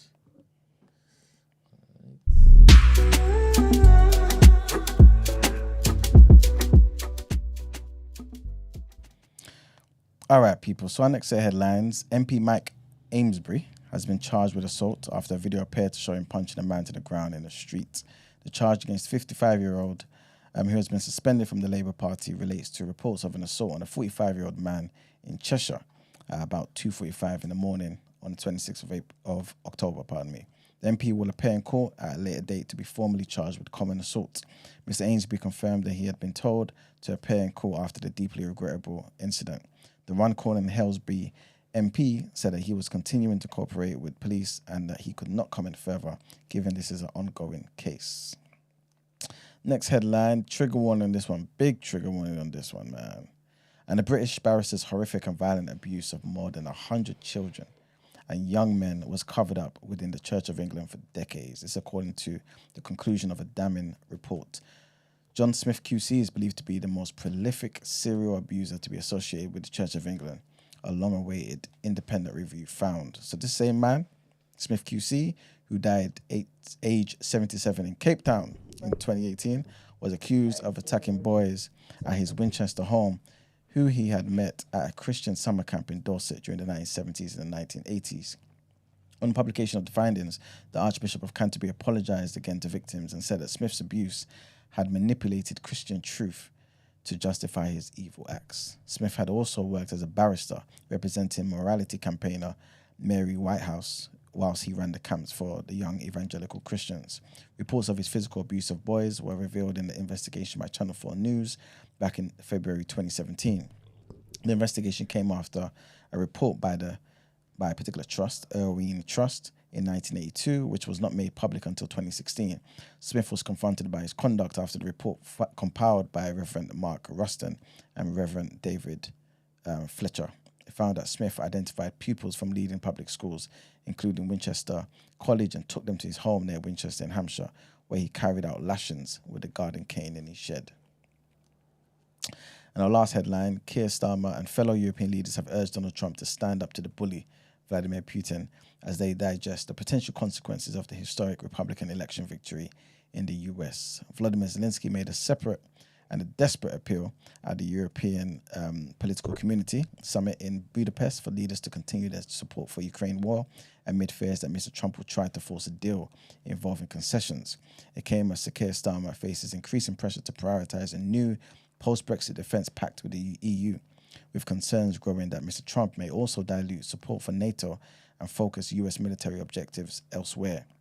In his first term, Mr. Trump made a point of threatening to withdraw support from NATO unless other member states began spending more on defence. And during the presidential campaign, he quipped in one speech about welcoming a Russian invasion of one country which did not contribute enough. Wow. To add to the tensions hanging over the summit, the host, Viktor Orban, who's Hungary's prime minister, in Trump's closest European... Sorry.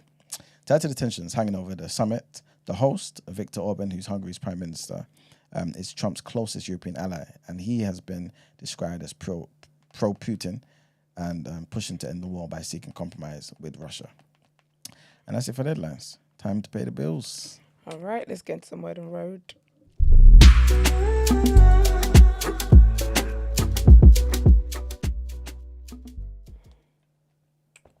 All right, what are we starting with? 1 second. Okay, so Plies is suing Megan Thee Stallion, GloRilla, Cardi B, and Soulja Boy. Can I be honest? I'm so here for it though. Why? Because they use his beat in his songs. Do you know what's so funny? They did it. No. He's about to get sued. Why? Oh, wow. Is that not his beat? So he's not the originator of the beat, actually, it turns out. So basically, let me give you context before I get into that.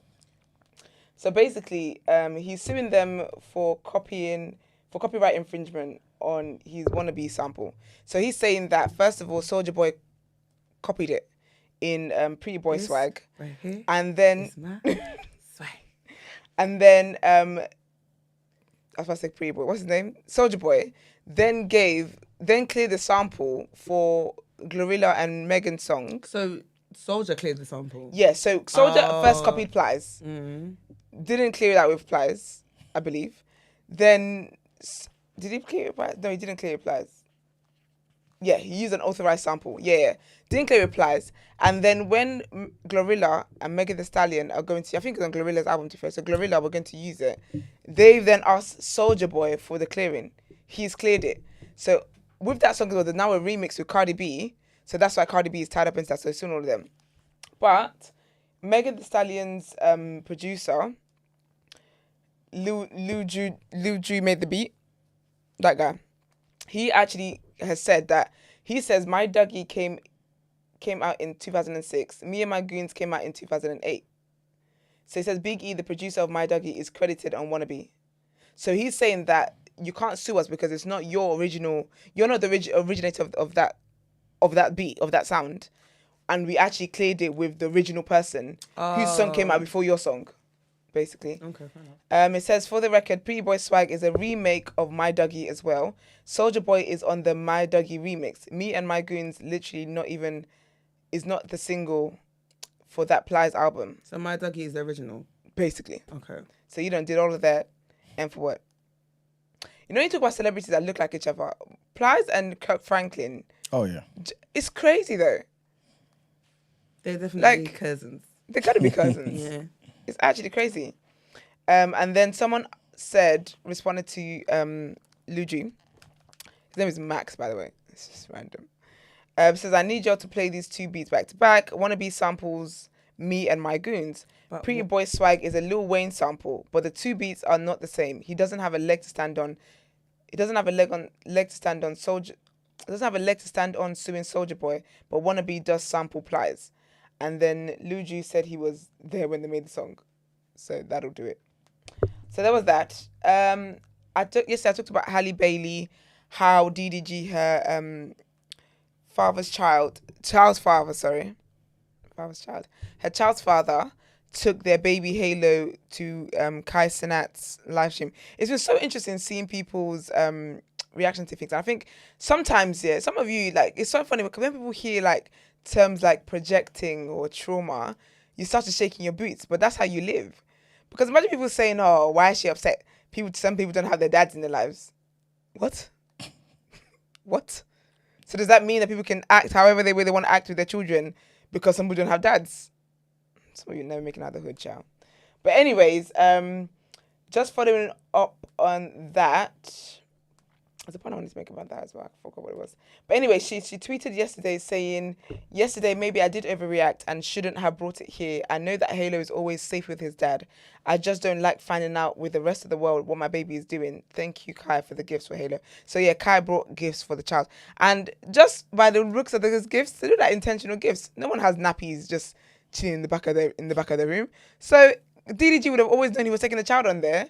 So could have always told her. And I think also as well, when you know that she's, what's it called? She's dealing with postpartum, that she just got some postpartum things that she's dealing with. Like, some of you just hate your partners, not DDG, but just in general, because I don't know why. Like, if you know your partner's particular about something, what does it cost you just to say, "Oh, by the way, this is what we're going to be doing today later on"? Do you get me? Like, what does that take out of you? What does that, I don't understand. But anyway, so she said that, and then DDG as well. He is insufferable. Anyway, he posted a video on his YouTube because he's a content creator. So every little thing is just content. So he posted a video on YouTube and it's titled "My Response to Halle" or something like that. Anyway, he's defended her. He said you people should stop cussing this girl. He said, yeah, we might be exes or whatnot, but he hates when he sees people cussing her and saying horrible things about her.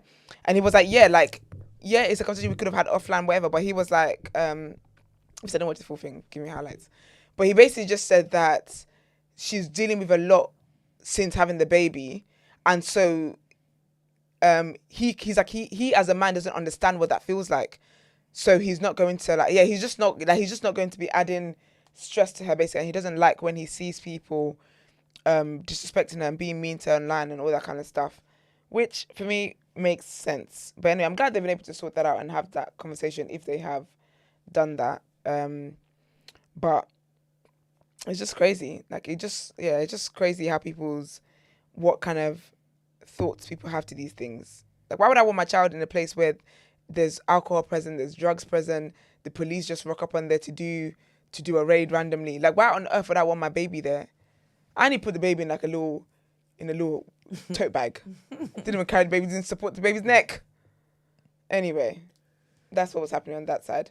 Vybz Kartel. I think I've seen more about Vybz than I want to in my life. Something about him that just I don't know. I just tuned in too much. Anyway, he's made his wife. I said I wrote fiancée down. Sorry, that's his wife, right? I think they're married. No, they're engaged. No, they're engaged. They're engaged. So he just re-proposed to her. Yeah, basically. But I thought that was his wife though. When they married already, whilst he was in jail. I don't think so. I thought that's how you get conjugal visits. You can't get conjugal visits for a girlfriend or fiancée. No one cares. No? No, for fiancée, child, you got to make it official. I'm not sure, but he basically posted a video, and the way he uses social media is so Facebook adjacent. Back in the day, Facebook is just so. You can tell, man. So old man. But yeah, so he posted on Instagram saying it's official. First of all, the way he asked her as well. And he said 4805 was bad. Anyway, he said it's official. #one wife. I love when people come out of prison and they don't know how to use it and they just hashtag everything. He says, I proposed in prison, proposed in real life. You were there when I needed you most, and I'll never leave you, baby. I cherish all the times you came to visit me and told me that it's going to be okay. I cherish all the times we spoke on the phone and in real life in the box. We laughed together, we cried together, and now we celebrate together. You're my best friend and my companion, and I pray to God we stay together for as long as I live. I love you. Something. It says, yeah. I think I just find people that like in these kind of positions, because they didn't meet before he went to jail. They met while he was in jail, right? Yeah. You know what's so interesting? I'm so fascinated by those people. Let me just let me not. I say. I think is what I'm thinking. I'm so fascinated by people like that. Like I find this like when I tell you I find it so fascinating. falling in love with someone that's in jail, and then married, and some of them as well, like, you don't, because no one knew he was going to come out. So you don't know if they're going to come out or not. Some of them are on death row, you know. You know what? And you marry them. You know why I find the whole thing bizarre? Because even if they are meant to come out and they've got like a 10-year stretch or so, there's light that you can see. It's not bright, but it's there. It's a candle, girl. It's a candle. Yeah. Barely. Yeah. It's like, what happens when they come out? Like, what does that look you like? Waited. You know what? I had a friend who waited for her guy, yeah? Yeah. And she waited a long time. And she waited, how long did he get? I think he got 11 or 12. Years or months? No, you know me, I'm not sat here. I don't know, you're both looking at me. Yes. She didn't wait. He didn't do, this is the UK, innit? So he didn't do 11 years. I don't care if he does two. This is this is back then. I believe he did 6.5 around that time. Anyway, she waited, yeah. He came out and they didn't even last a year. You can't. She wasted, let me not say wasted, she invested all that time. He came out of jail and it didn't last. I don't know how do you last in that such a No, but that's situation? my point. Like, when he came back, it's like they're two completely different people. Yes, you can go visit each other and stuff, but it's not the same. You've come back to a completely different person. Technology, life has changed. And like, it was a lot. Yeah. I don't know, man. I think because it's a lot, like, even for like people that go to, like, it's a lot for them to kind of get back into society and get used to like society and stuff. I don't know what it is that makes somebody go on, babes. I just saw something and the person who said it, I wouldn't have expected it. Chrissy says, isn't she some ran through girl from Tottenham? That's how Chrissy talks?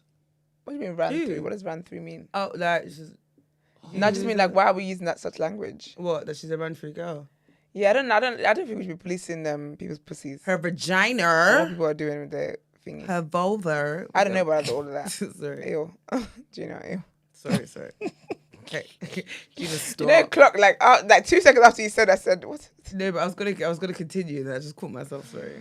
I don't know the girl or where she's from, but she's a London girl, I believe. I do believe she's a London girl. Sorry, it's life of boss dude. I'm surprised she's your friend. You don't know me like that, okay? But but big up all the people that are holding down people in prison. I would actually love to sit down and like I would love to speak to somebody like that. Like I just want to know, like, how did you guys meet? How did you guys like? What's tea? Have you seen that film, that show, Love and Lockup? It's something, you know. It's something, because what do you mean I held you down all these times and then you come out and you have the nerve, the audacity to cheat? Oh, you're going back to jail. Anyway, all the best to all parties who are holding down a loved one whilst they're in jail. All right, so before we move on, I'm going to call Belle. Who's Belle? The one who's running the men's wellness event. If you don't pick up. Does Belle know you're calling? Yeah. Oh, what a day. Well, that's awkward. Hello, good morning. You're on speaker, yeah? So please be mindful. I don't know why I said that. No, people need to know though. I hate when people call you and they don't tell you on speaker. Then you're just chatting. But I actually told her. And they're like, by the way, you're on speaker and Brent's here. Are you sick? After I said I hated Brent. All right, But cool. at least they give you the heads up. No, but this is after that. After I spilled the tea. Sorry, the main character's talking. You know, I ain't got your energy today. None. 0. I have 0 for him. All right, Morning, cool, Belle. cool. Morning, Belle. That's a beautiful name, by the way. Morning. No Morning, irony. everyone. Happy Friday. Happy Friday, All right, you wanted to tell us something about the event, yes? Yeah, because I heard you. Thank you for being a man of your word and sharing it on here. But I thought I'd jump on just to speak about what it is about. All right. So it is focused at men. So women aren't allowed for this event, and there is a specific reason. They are or aren't? Aunts, girl. Aunts are not. Okay, yeah. No, nada. Don't Hey, come. sorry. Why are you shouting? Damn, Belle, you got security. And the only reason is based on the clients I see, the people I see for different health issues and in different settings, men need a lot of Safe space. support. Yeah, men need a lot of support. And if I make this open, it will be at least 80% women. And it's not a slight on women. Women are interested. They're like, what can I do? What can I do? How can I learn about men's health? How can I help out? How support? But the issue is it doesn't allow men to take ownership of their health. So that's why it's a space for men. And Wonderful. pretty much all the speakers are men. This time and last time, I was the only woman. And I do a little chat and then I try and move to the back, to be honest, so that men can see other men in the health space, so they can see other people that look like them in the health space. A lot of the time, and I'm not talking about just doctors, I'm not talking about doctors, I'm talking about, you know, in the well-being space, you see a lot of usually women, usually skinny white women, and I think that sometimes makes people feel excluded from like the practices that can help them be well. There's not a yoga retreat. I know that every time people hear yoga, they think there's yoga, they hear wellness, they think there's yoga involved. There will be none of that. But we do have different health experts speaking. We have someone that will talk about fitness. There will be someone that will talk about reproductive health, sexual health for men. So we're talking about herbs and practices and things like that. A mindfulness expert, so we'll talk about mindfulness, the key aspects, and probably go through a practice. And we have a male therapist, so a mental health expert that's also male and black, which is I'm really excited about. Nice. And I'll do a bit of nutrition stuff and then get out the way and obviously keep it moving, keep it organized. But yeah, that's it. We did it last year. It was great. And I thought just do one at the end of this year, November. It's Mental Health Month. You know, you have November, you have mental health brought a bit more to the forefront, but still not enough. And my thing is that the reason why I'm passionate about this is that mental health is actually falling by the wayside. And if we think that for certain groups of men, the main killer is that they're going to actually take their own lives. It's a combination of things that lead to that. And so just trying to help men to be better equipped to have a more productive year going forward. There's just so much stuff going on in the world, but there's things that we can do to really support ourselves. So yeah. Thank you very much for the explanation. This doesn't count as you joining us in the studio, by the way. I am going to come. I heard the little chat about people always say they're going to come in. Yeah, that was me, man. You're going to see me. I'm going to be there, honestly. Well, I'll believe it when I see it, girl. When I see you sat You here. will see. Girl, you going to see. Amen. Hallelujah. I'll send you my what is it that those celebrities have on their back room lists, like no blue M&Ms and all that kind of The stuff. chasers. They're cheeky for that, you know. Talking about I don't like the red Skittles. You Ryder. will eat the red Skittles. The All right, well rider. done. I want like Ryder, I want, that's like, I no organic chasers. fruit. Gosh. Yeah. All right, then. Yeah, but hopefully before the end of the year, I'm thinking of some dates already. So I'm not going to say it live on air because that Because is we'll hold you to it. yeah. But Brent will sort something out, and then And the thing is, it's a bit far because but it's worth it. I'm excited. So yeah. Thank you. A bit of information. I don't care about the bit. I am where I am. If you have any questions for me about the event or general health questions, I'm at Sutri Nutrition and Wellbeing on Instagram. So that's Sutri Nutrition and Wellbeing. I'm sure Brent will write it somewhere. Yeah, can you just type that to me and I'll put it up in the description. Thank you very much. I will, yeah. And everyone stay healthy, stay focused. All right, thank you very much. Well done, babe. Belinda. Bye. Thank you. Later. Bye, hon. Take care, bye. All right, then. Men, you know where... Man, get your wellness on. You know where you need to be. Get your wellness on. All right, cool. We'll move into... People's Journal. People's Journal. Where are you? There you are.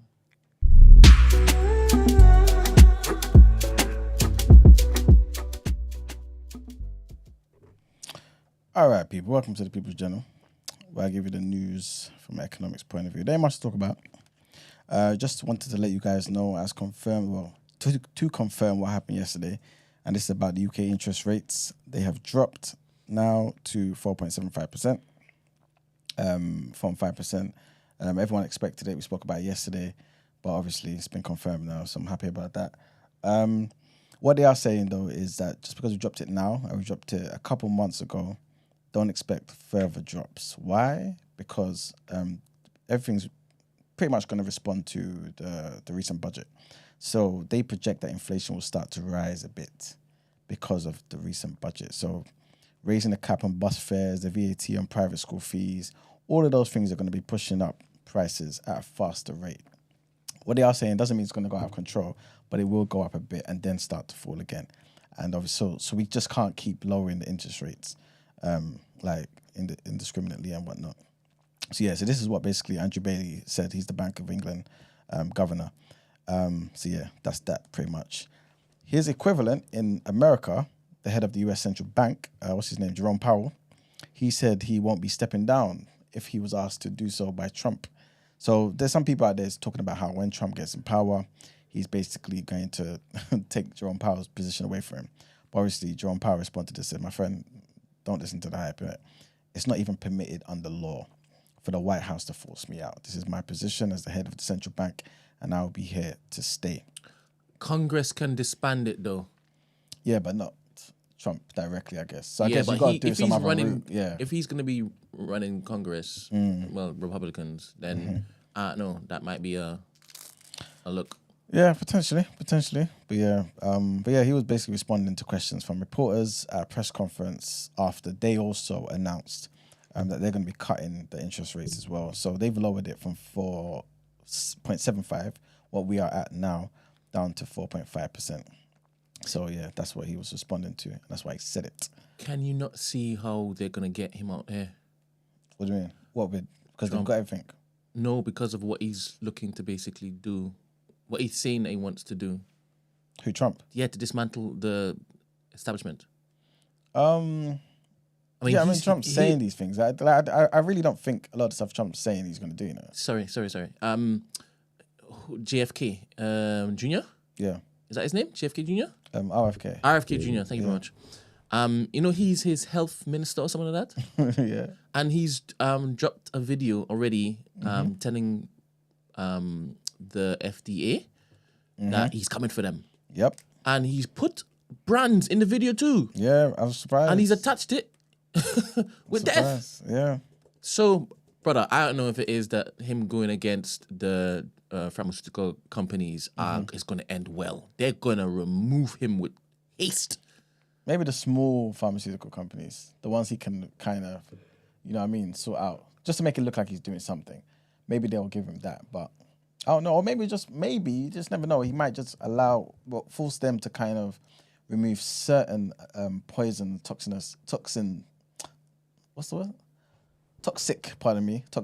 ingredients out of certain foods. So what are you saying, that Trump is just bluffing? Or just going to be, here's a little, so you believe that I did what I said I was doing? That something's going to be done. Oh, you still think that he's still controlled then? Who? Trump. RFK? Trump. Controlled by who? What do you mean? My friend, RFK is doing this because Trump is basically letting him do it. I mean, it's not a case where he's just doing it on his own, will.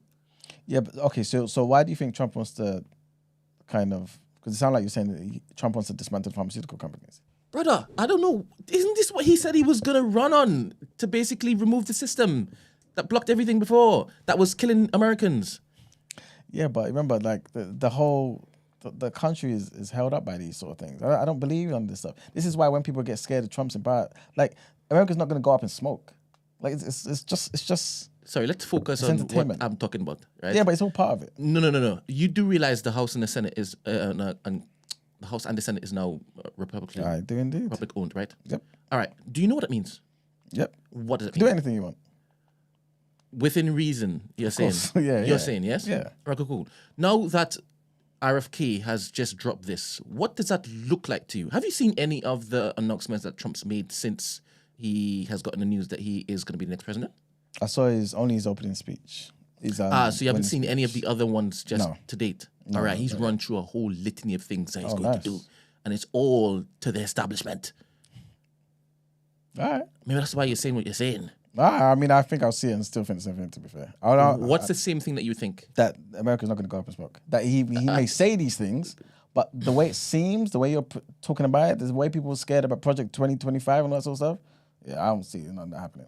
I think you may be talking about something I'm not talking about. Okay, cool. You are thinking complete, like, anarchy. That's what people are acting like. So that's what you're talking about? I mean, maybe. It might be. just speaking to the videos that Just have the pharmaceutical companies. dropped. Well, just the pharmaceutical companies. cool. Do you understand what that means? Just the pharmaceutical they are companies. powerful. Oh my goodness. Never mind. And this is why I'm saying what I'm saying. I don't see that happening. You know what I mean? Never mind. But anyway, talking about them anyway. In the UK, a government watchdog has said that parents, I'm pretty sure parents kind of knew this. Well, I hope they would know this anyway. That parents have been paying over the odds for baby milk. Why? Because there's a lack of competition in the formula market. So they pretty much stopped short of recommending price controls and all that sort of stuff. But they said that they remain a possibility and that parents should be shouldering the costs. That parents have been shouldering the costs of price increases in the market for years. Because obviously, what can they do? They need the milk, innit? Not everybody can breastfeed, and if you do want to breastfeed, you got to go back to work, and your child might be on formula for X amount of years, whatever it may be. You rely on this, innit? And so the CMA, the Competition and Markets Authority's interim report said that the baby milk industry needed a bit of a shake-up to basically help parents afford these things, especially the parents that are obviously struggling and stuff. But when you say these sort of things, when the government gets involved, and somehow along the way, the money doesn't do what it's meant to do, and you end up paying more. You think that your milk gets a 50p cheaper, but then you're paying for something else £2 more expensive. It's all the same bollocks. But yeah, this is why you need an open market, free market, more competition, and prices will drop. Last thing I wanted to mention is Nissan have said that they're looking to lay off thousands of workers. Why? Because they're pretty much slashing their global production to tackle the drop in sales in China and also in America.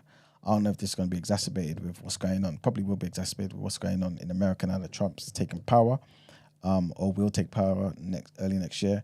But yeah, man, the Japanese car making giant Nissan says they're looking to cut 9,000 jobs around the world in an effort to pretty much save the costs. You know what I'm saying? Because their global production has been reduced by a fifth. So yeah, that's what they're basically trying to do. So yeah, that's pretty much it. Brent, there is a video that I want you to play. I don't know why this even came to my head. I think, I got a notification basically about Amir Khan and basically how much he got paid to fight Canelo. So I wanted to ask you guys in the room, just a little lighthearted something. Would you... In the reaction? No. In the people's journey. This is all economics. You know what I'm saying? Okay. How you make your pockets. Is that okay? I just want to say, would you guys take this sort of... whatever you want to call it, yes, for the amount of money that I'm about to tell you? I'm thinking no being for nothing. So what, am I supposed to play the video? Yeah, it's in the people's journal. I'll play it after I've played this video. Why does he always look orange? Because he tans a crazy amount of... I feel like he tans so much. I feel like his skin produces orange. Does he never like look and be like... It's I always think you've been tangoed. Like every time I look at him. Yeah. He's like an orange soda. Who loves orange soda? Kale loves orange soda. Is it true? Uh-huh. I do. Big up Kale. Did you tell him the number already? No. Oh. Okay, whatever. Who's this one? Tricky style. What? Why did these things happen so quickly? Drop the beer can. A big shot landed by the Mexican fighter. And it is over. A one-shot from Canelo. Tricky style.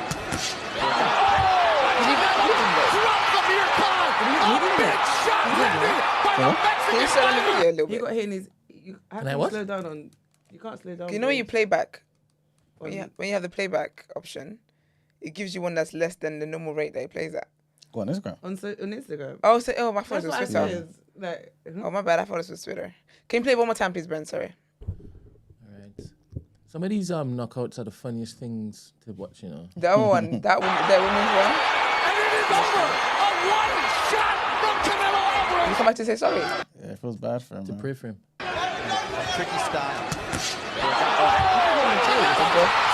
his brain. Yeah. By the Mexican Probably of that And it is over. A one shot from Canelo Alvarez. No, because you can get brains like that's dangerous. Let me know how much. Still let me know how much though. Yeah, I'll tell you. Like, how much would you accept for that?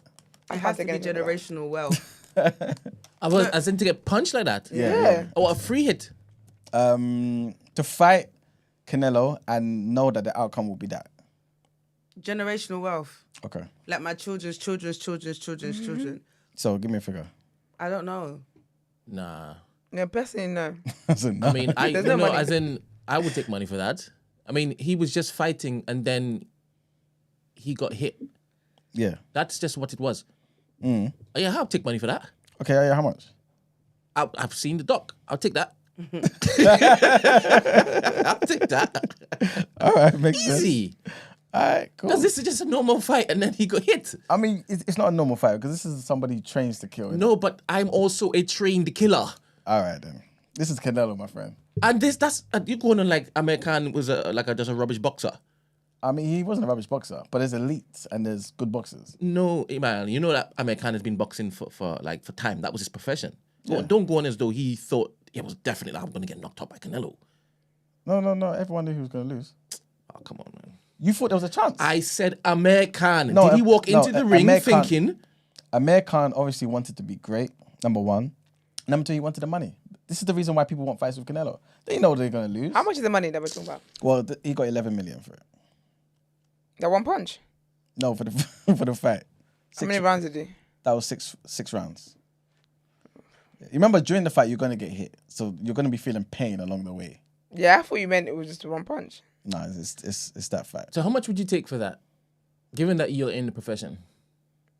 Yeah, 11 million, 100%. Would you take lower? Yeah. How much?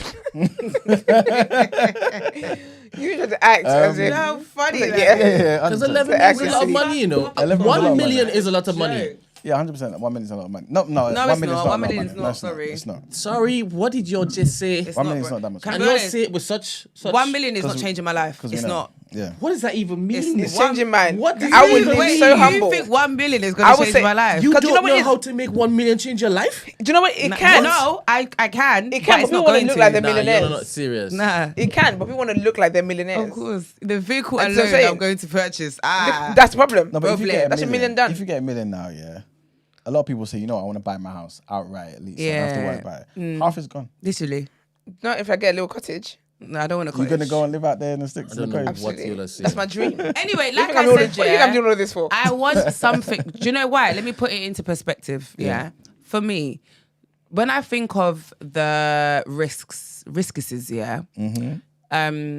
If I got brain damage from that, or like Very possible. very close your mouth. No one's talking You're to going you. into the ring as a professional boxer It- each time. excuse me. Well, that I'm probability. I'm not talking to you, Emmanuel, as we were. Yeah, my brother in Africa. That's it.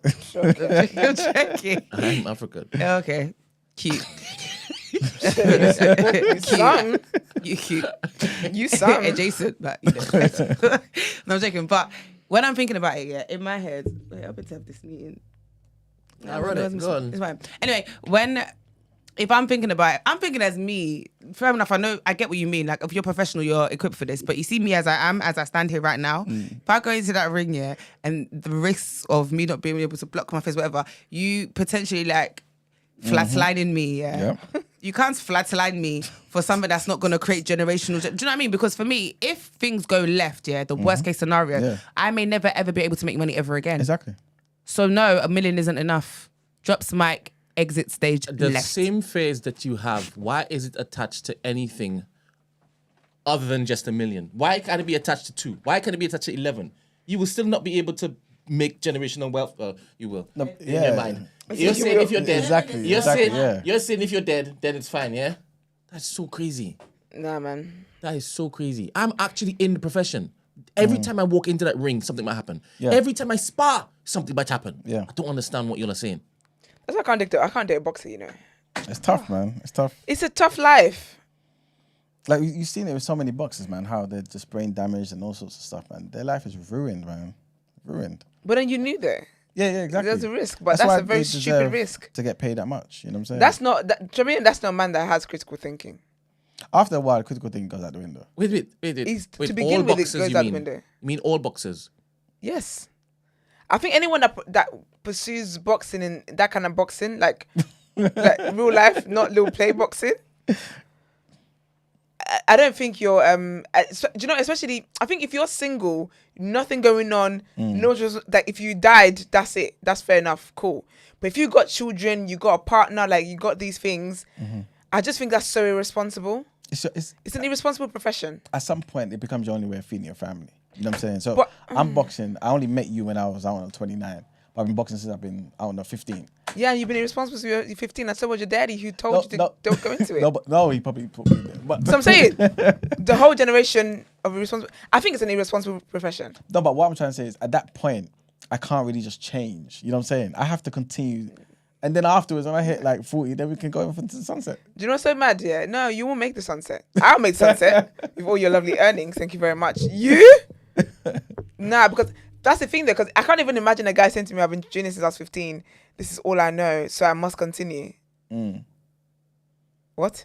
Yeah, you didn't go uni, you didn't do nothing else. You ain't got no trades, you got nothing. Sorry, that You're is just such a boxer. red flag. That's a walking red flag. Unless he's successful, though, right? A guy telling me that. A guy telling me no, just because you're in that cup It's of the fight. second time. Second literally. time. That's why I'm Like a minute. But no, a guy, I said how I feel like the boxing career is irresponsible, and I said how in general. So yeah, anyone who in says to be a general. boxer. Yeah, in general. I just think the risk. I don't understand what the risk is for, but I think that if a guy said to me, because the email was basically saying that if say a guy's been training since he was 15 and he's 29 and that's all he knows, so I'm saying I can't imagine a guy even saying that. Like I can't take that conversation seriously. Chijuke, big up Chijuke. He said, I should mention Andre Ward to you because he fully left boxing responsibly. Christian man as well, called himself the SOG, Son of God, trained from when he was like 7 years old. Yeah, Never lost a fight. And now he's retired. Faculties, everything good. that's good, but he's one in probably whatever statistics there is. Like Yeah, there's not many. I still think he was. I still think he was irresponsible. Yeah. So just because you came out the other side of it, well, that's good. However, you're still responsible. I saw a video on TikTok the other day. It was TikTok or Instagram, something like that. And there's a boxer who got hit in the head, and now he's just in a vegetative state. Oh, there's many, yeah. There's It's many. sad, That's yeah. crazy to me. Some last year, I think a couple of people died. That's crazy to me. For what? What are you chasing? Like what makes what are you chasing? What thrill, what excitement in life are you chasing? It's a sport, though. Because that son of God left. He found Jesus. You can't be doing that, no Jesus. It's possible. Nah, man, you're fighting for Jesus, man. No, you're not. You and your blasphemy is crazy. You first week of your birthday. No, you can't be. I just no, it's not. It's just not worth it. And I think if you got family, like you got dependents and stuff like that as well. Nah, man. I think it depends It's on so how you see it. irresponsible. Because You're getting a cardboard box when you die. I'm not making it fancy. it depends. I think it depends on how you see it. Because obviously, a lot of time you may just see them as barbarians just fighting and stuff, innit? I don't see them as barbarians. I just see them as eggs. Really. Yeah, but some people are so skilled. It really is So to you them could just never another date a sport. boxer. I couldn't. That's how it started. Okay, so what if your son, you found out that your son had to, well, do you know it's talent though and skill, right? Yeah. Like, And that's wonderful. But I just don't think it's a risk worth taking. I think it's an irresponsible sport. Given like the situation, so now you go and then you do this sport. Now you're dependent. Now I spend the rest of my life taking care of you because you want to chase your dreams and aspirations, and you couldn't chase dreams and aspirations like every normal person that doesn't come with the risk of you being brain dead. I hear what you're saying, but then I think the same can be said for sports Right. like American football. Like Oh, there's Yeah, then rugby and essentially all that. every high impact sport that has a risk or. You know Yeah, what I but mean? Even but the Formula risk- One drivers, like at the end of the day, yeah, and it's Yeah, the same thing of absolutely. saying most people, like you're more likely to die in a car crash than you are from. Do you know what I mean? It's like if you're doing it based on, then we shouldn't do anything. I get you though, but the thing is, the statistics for the boxing one is different to any other normal sport, though, is it not? I guess it Probably, will in be. terms of But what's so, obvious, that's yeah. what I'm speaking to. Like Yeah. everything in life is dangerous. Me walking out of this door is dangerous. A pigeon might slap me in the forehead.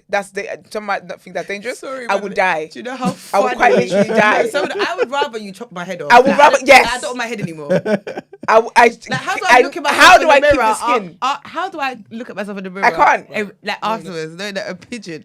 Do you know what I mean? So there's dangers everywhere we go. Absolutely. You get on a plane. Touch wood, Absolutely. sorry, because Abs- Lord knows. If I come back on Monday and I say Esther, Like all this, I understand there's dangers in life, but I just think that with boxing, I'm sure, and there might be other sports as well, where like the probability is very, very... You know, every time you go in the ring, it's a 50-50 chance. Sorry, that's the probability I'm not willing to work with. Yes, it's 50-50. I may or may not be normal when be what's it called? Be healthy when I come out of this. Every single game, 50-50. And it would just be in a second like that. Oh, sorry, no, I'm not involved. Can't be, mate. So, all the best to everybody that does that. Well, Love and light in that. that's it for the People's Journal. Sure. Ramsey has a rotation. Yeah. Okay. Okay, guys. I have to love it. Well, I might be back. Girl, I don't want you to be back because I should have been gone. Okay, fine. I won't be back.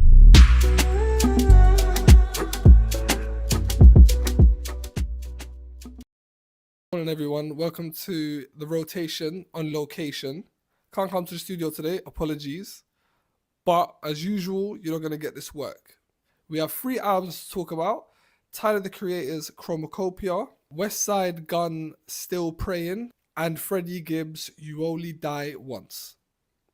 Now, let's start off with Tyler, the Creator's Chromacopia. Now, for anyone that follows me on socials, I've been posting up all of the rollout for Chromacopia. He's actually done really well in regards to the rollout, and he's done different stuff to what most of our artists do. Where artists tend to tease albums for months and months on end. Tyler Creator's been a bit different. He decided just to give people, I think at max a week's notice. And on top of that, every day he would release either a teaser or he would release a track. The rollout worked perfectly.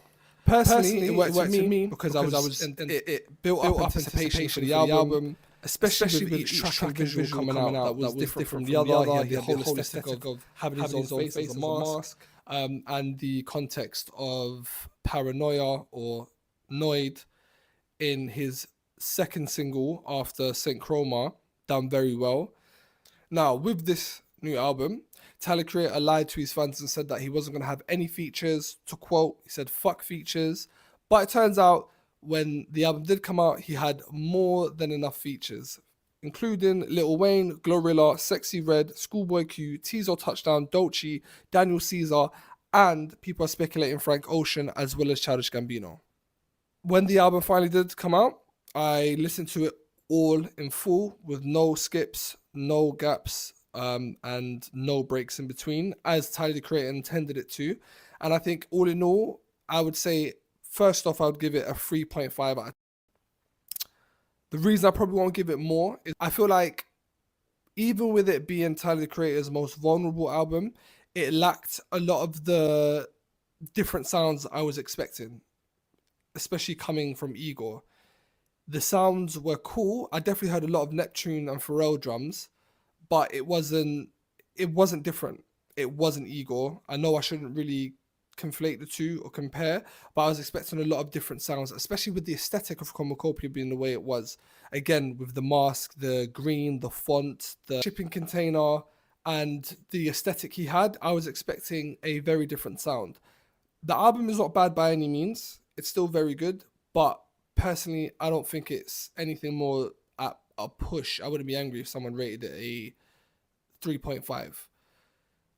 A tidbit from the album that was really good was anyone who follows Tyler, the Creator, knows that he has a very estranged relationship with his dad. Doesn't know his dad. He says it's affected him growing up, and he's made a couple songs and a couple references throughout his discography, bringing it up. And it turns out, I believe towards the latter of the album, that it wasn't his dad's fault and it was actually his mum's. She kept his dad away from him. So that was very vulnerable and something that he shared with his fans, which was a big reveal, I believe, towards the end of the album. Big issue I had with Chromacopia is the track Sticky featuring GloRilla and Sexy Red. I believe Lil Wayne. Yes, Lil Wayne. That track's awful, man. It's so bad. Really, really bad. Tyler wants to be a bad bitch so bad, and it shows on this song. GloRilla killed it. Lil Wayne done his thing, he's Lil Wayne. You don't know how I feel about Sexy Red. She's terrible in every front. Everything she does is awful. Sticky, worst track of the album. Obviously, Tyler's trying to have fun, but no, it was really bad. Another issue I have with this album is sonically, it sounds like he's trying to do his best Pharrell impression, and it didn't really come off as him creating his own sound. if, again, I know I keep on harping about Igor, if it sounded a lot more like Igor or just a sound we've never heard before to match the aesthetics, I feel like it would have had a better effect on me. But all in all, 3 out of 5 isn't too bad. Next album we're going to get into is West Side Gun's Still Praying.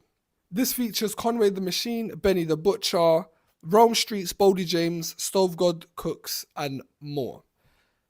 Not really much I can say about this album, you know. It's more of West Side Gun being West Side Gun. He released this alongside another EP. So West Side Gun is keeping on track with his Halloween releases. I think on first listen, I would probably give it, again, maybe 2.5, 3 out of 5 rotations. It's just more of West Side Gun doing what West Side Gun does. Give it a spin if you like that Derringer type beats, West Side Gun Griselda type sound. Not really much else I can add. There's more luxury street rap, more hoes, more bitches, more guns, more clothes, more murder, more. It's West Side Gun be West Side Gun.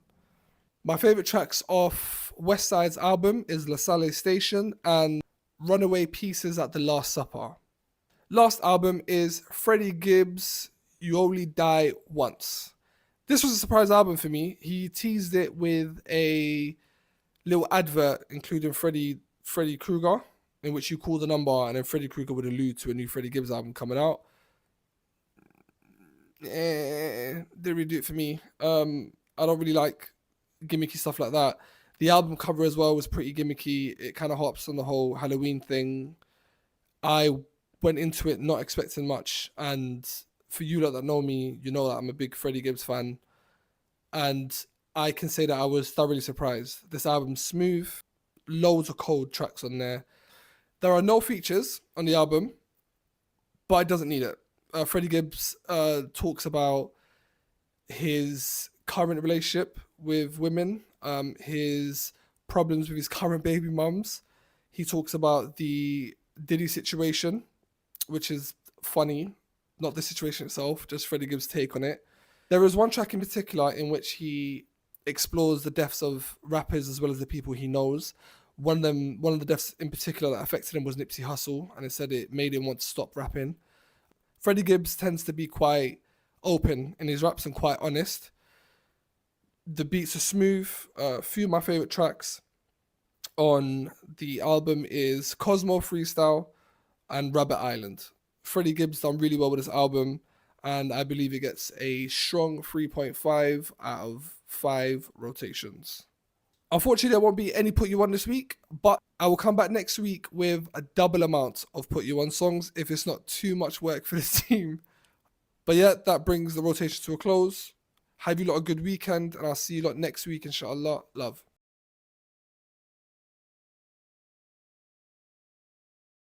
They're back on. See the level of attention and detail that he has doled out for these segments. I love it. And it's getting more and more creative, even like, because obviously I follow him on TikTok. You guys should as well. Just his creativity. Like it's just, love it. Big up Ramsey, man. Every time. Give that keeps on giving, child. All right, moving on to the reaction. We are.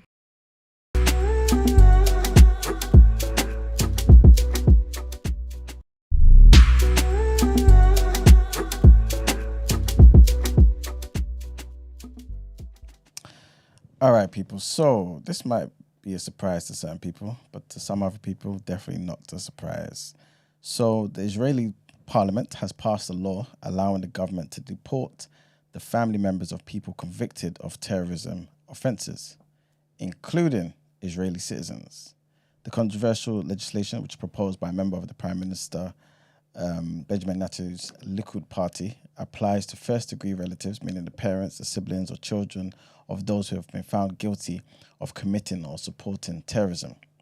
Even if, again, they're Israeli citizens, Israeli human rights organizations said that the law is unconstitutional.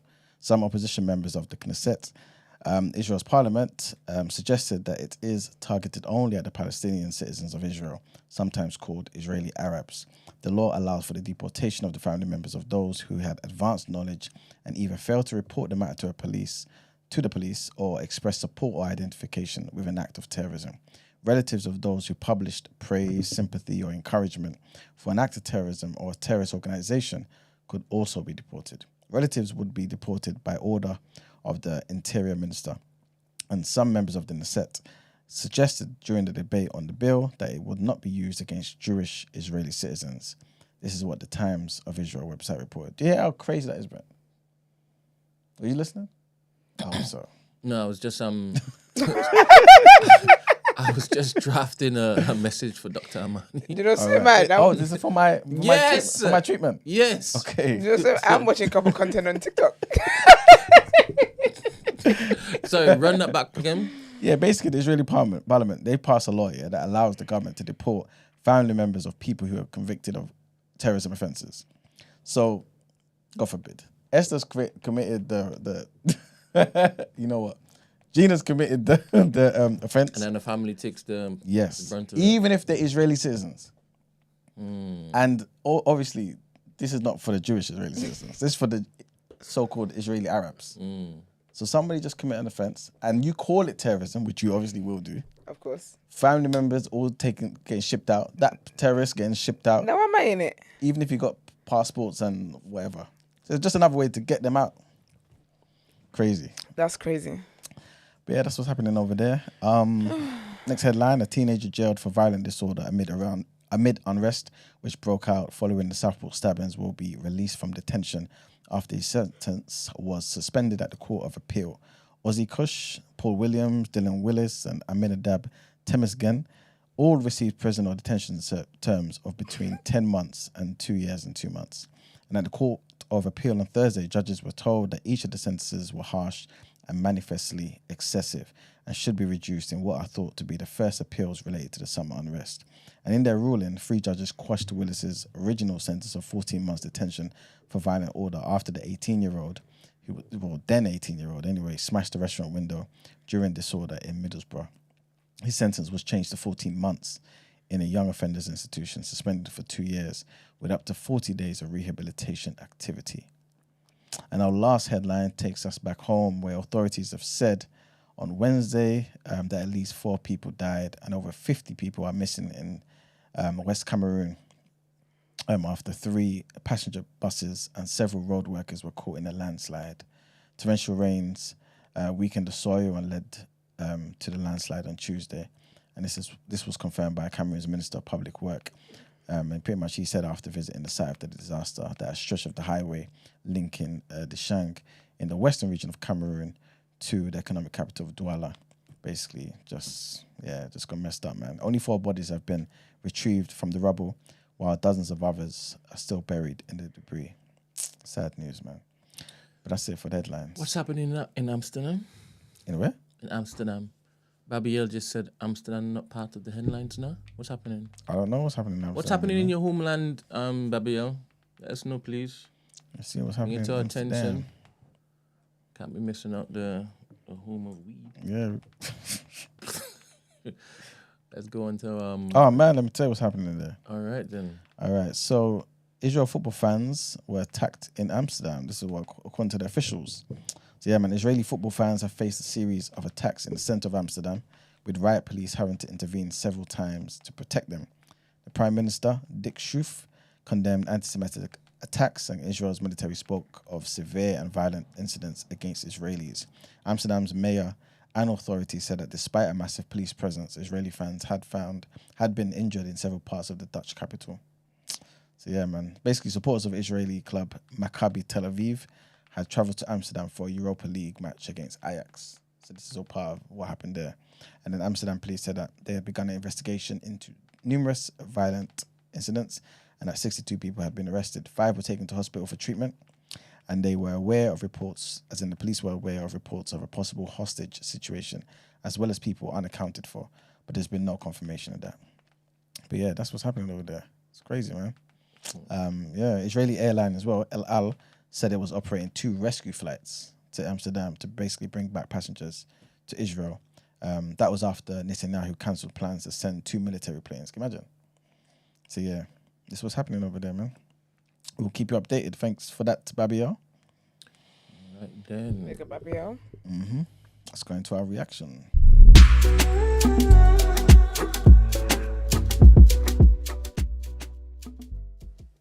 All right, people, welcome to the reaction. There ain't much to talk about, really. There were some games yesterday, obviously, just mentioned.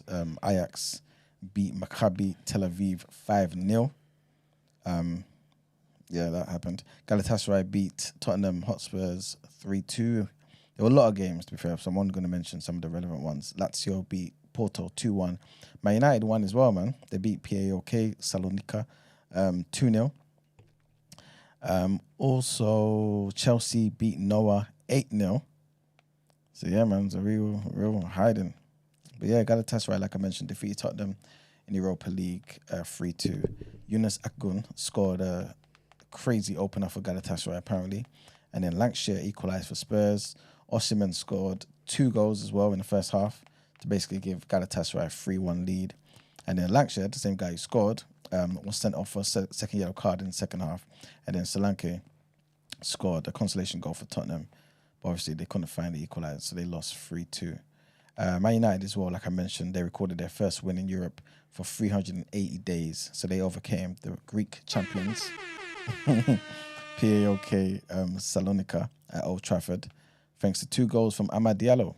So he scored in the 50th minute and then 77th minute to basically secure a morale-boosting 2-0 victory for United, who had drawn their opening 3 Europa League encounters. And so this win moves United up to 15th in the 36-team league phase with the next Europa League game against Bodo Glimt. So, yeah. That's it, really.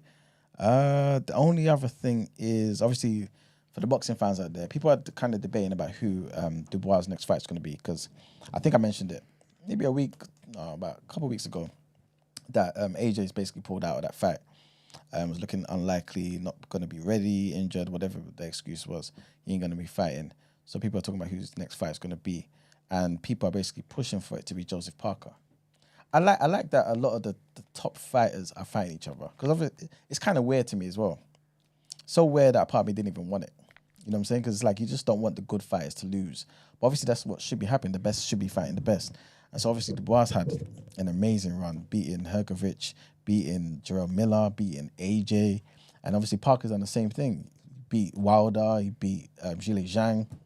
So really they should be fighting for that IBF title. Parker, did he lose against somebody big before he started beating people? He lost to Joe Joyce. He's lost to AJ. Well, that was years ago when he lost to AJ. He beat Andy Ruiz. He lost a couple fights. So it's like a second wind. Yeah, 100%. So he's better now, basically. Yeah, he is. And the thing is, he's got a lot of years to go. I think he's only like 33. Okay. You know what I'm saying? So he did a lot up to that stage, innit? So he's got the experience. He's a better boxer now. Durable fighter. You know what I'm saying? And he's got the skill. Is he the one that people say he probably has CTE? I don't know. Because of how he does interviews? No, it wouldn't be Parker. Parker looks like he's got all his faculties. Okay. Maybe talking about Chisora. No. Okay. No. Is he light-skinned? Oh, you're talking about Joe Joyce. Yeah, you're talking about Joe Joyce. Right. So funny enough, Joe Joyce beat Parker. He knocked him out. Ah. Yeah. Who's the better fighter, in your estimation? Parker's better than Joyce. But but Joyce beat him. Joyce is better. Ah. Yeah, that's why you fight, innit? To see who's better. So yeah, Joyce, at the time anyway. Now Joyce will get beat the hell up by Parker.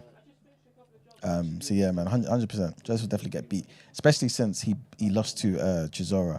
And this is no disrespect to Chisora, but Chisora was never the favourite to beat Joyce. That was meant to be a fight that Joyce was meant to just beat him and try and move up again and try and get another title fight if he can in the next couple of years. I don't know, something.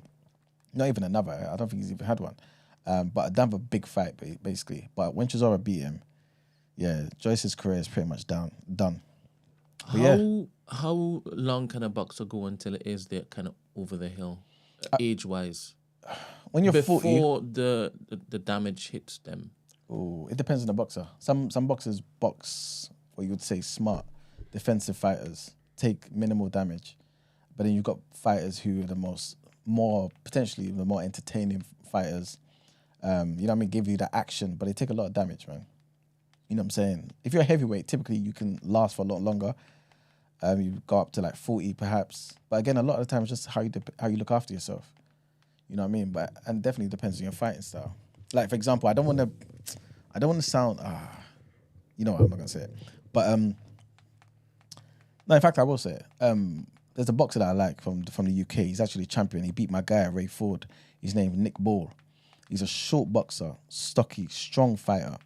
But his boxing style doesn't seem like the boxing style that's going to last for a long, long time. He's a good boxer. I really like him. But I feel like he would have to reinvent himself in the second part of his career. You know what I'm saying? Because he hasn't, like, his attributes, his skill, his explosive power is going to wane in the second part of his career. And similar to Floyd was knocking out a lot of guys. You know what I'm saying? At 130, 135. You know what I'm saying? That sort of range. But he recognized, obviously, his hands were brittle. He didn't have the strongest hands. So he stopped knocking people out and he started to change up his approach. He was always a defensive fighter, but he had that attacking meanness about him as well. But then he switched. He switched to just being much more defensive focused. And you got to do that. You got to reinvent yourself in your career. But yeah, so if you don't do that, long story short, you probably won't last as long. Yeah, but it depends on your fighting style and how you look after yourself, man. But yes, that is pretty much it for the People's Journal, guys. Sorry, the reaction. Yeah, I guess we can wrap it up.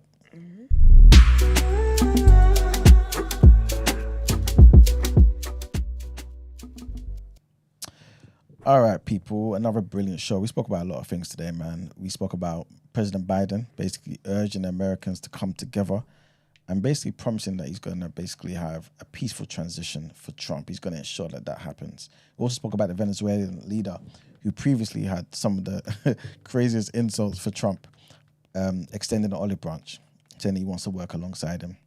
And hopefully it could just lead to better relations between the two nations. We spoke about Miss Anna Lowe, who was the UK's first Chinese parliamentarian. She passed away, sadly, at the age of 74. MP Mike Amesbury, who was recently removed from Labour for punching a man up. Basically, he's been charged with assault. We also spoke about how a report found that the church has covered up a series of horrific abuse allegations that were done by a British barrister. Basically, he violently abused more than 100 children and young men. It's all covered up. And obviously that man's passed away now. We spoke about EU leaders, one of the main ones being our Prime Minister, Keir Starmer, basically telling Trump that we need to stand up to Putin. They obviously don't want the Ukraine and Russia war to stop. They believe that if it stops now, obviously there's a lot of territory that Ukraine would have conceded, and this would be probably much more favorable for Putin. So yeah, they want to let Trump know where they stand. We also spoke about the Israeli parliament and how they've passed a law which allows the government to deport the family members of people who were convicted of terrorist offences. And this includes those who are actually Israeli citizens. Where are they deporting them to? I have no idea. Israeli citizens, and you're deporting them somewhere. So they're doing the Shemima Begum thing, innit? Obviously, they're going to just deposit them in some Arab nation somewhere. But yeah, this is what Israel want to be doing. We also spoke about the sad news that's happening in Cameroon, where at least 4 people passed away and 50 are still missing, man, because of a landslide that occurred on Wednesday. And in the reaction, we spoke about Galatasaray beating Tottenham. Of course, we spoke about what's happening in Amsterdam, where Ajax thrashed an Israeli club 5-0. And we also spoke about Dubois and fighting Parker potentially. But yeah, we've had a good show, man. Thank you guys for tuning in. Thank you guys for tuning in. Please follow us on our socials, The Day After TNB, on Instagram, X, Discord, and on TikTok. Also, please don't forget to like this video and kindly subscribe to our channel. We're nearly at 6K, I believe. Mm-hmm. So if you could please subscribe, that'd be great. Everyone have a great weekend, and we'll see you back on Monday. Peace. Bye.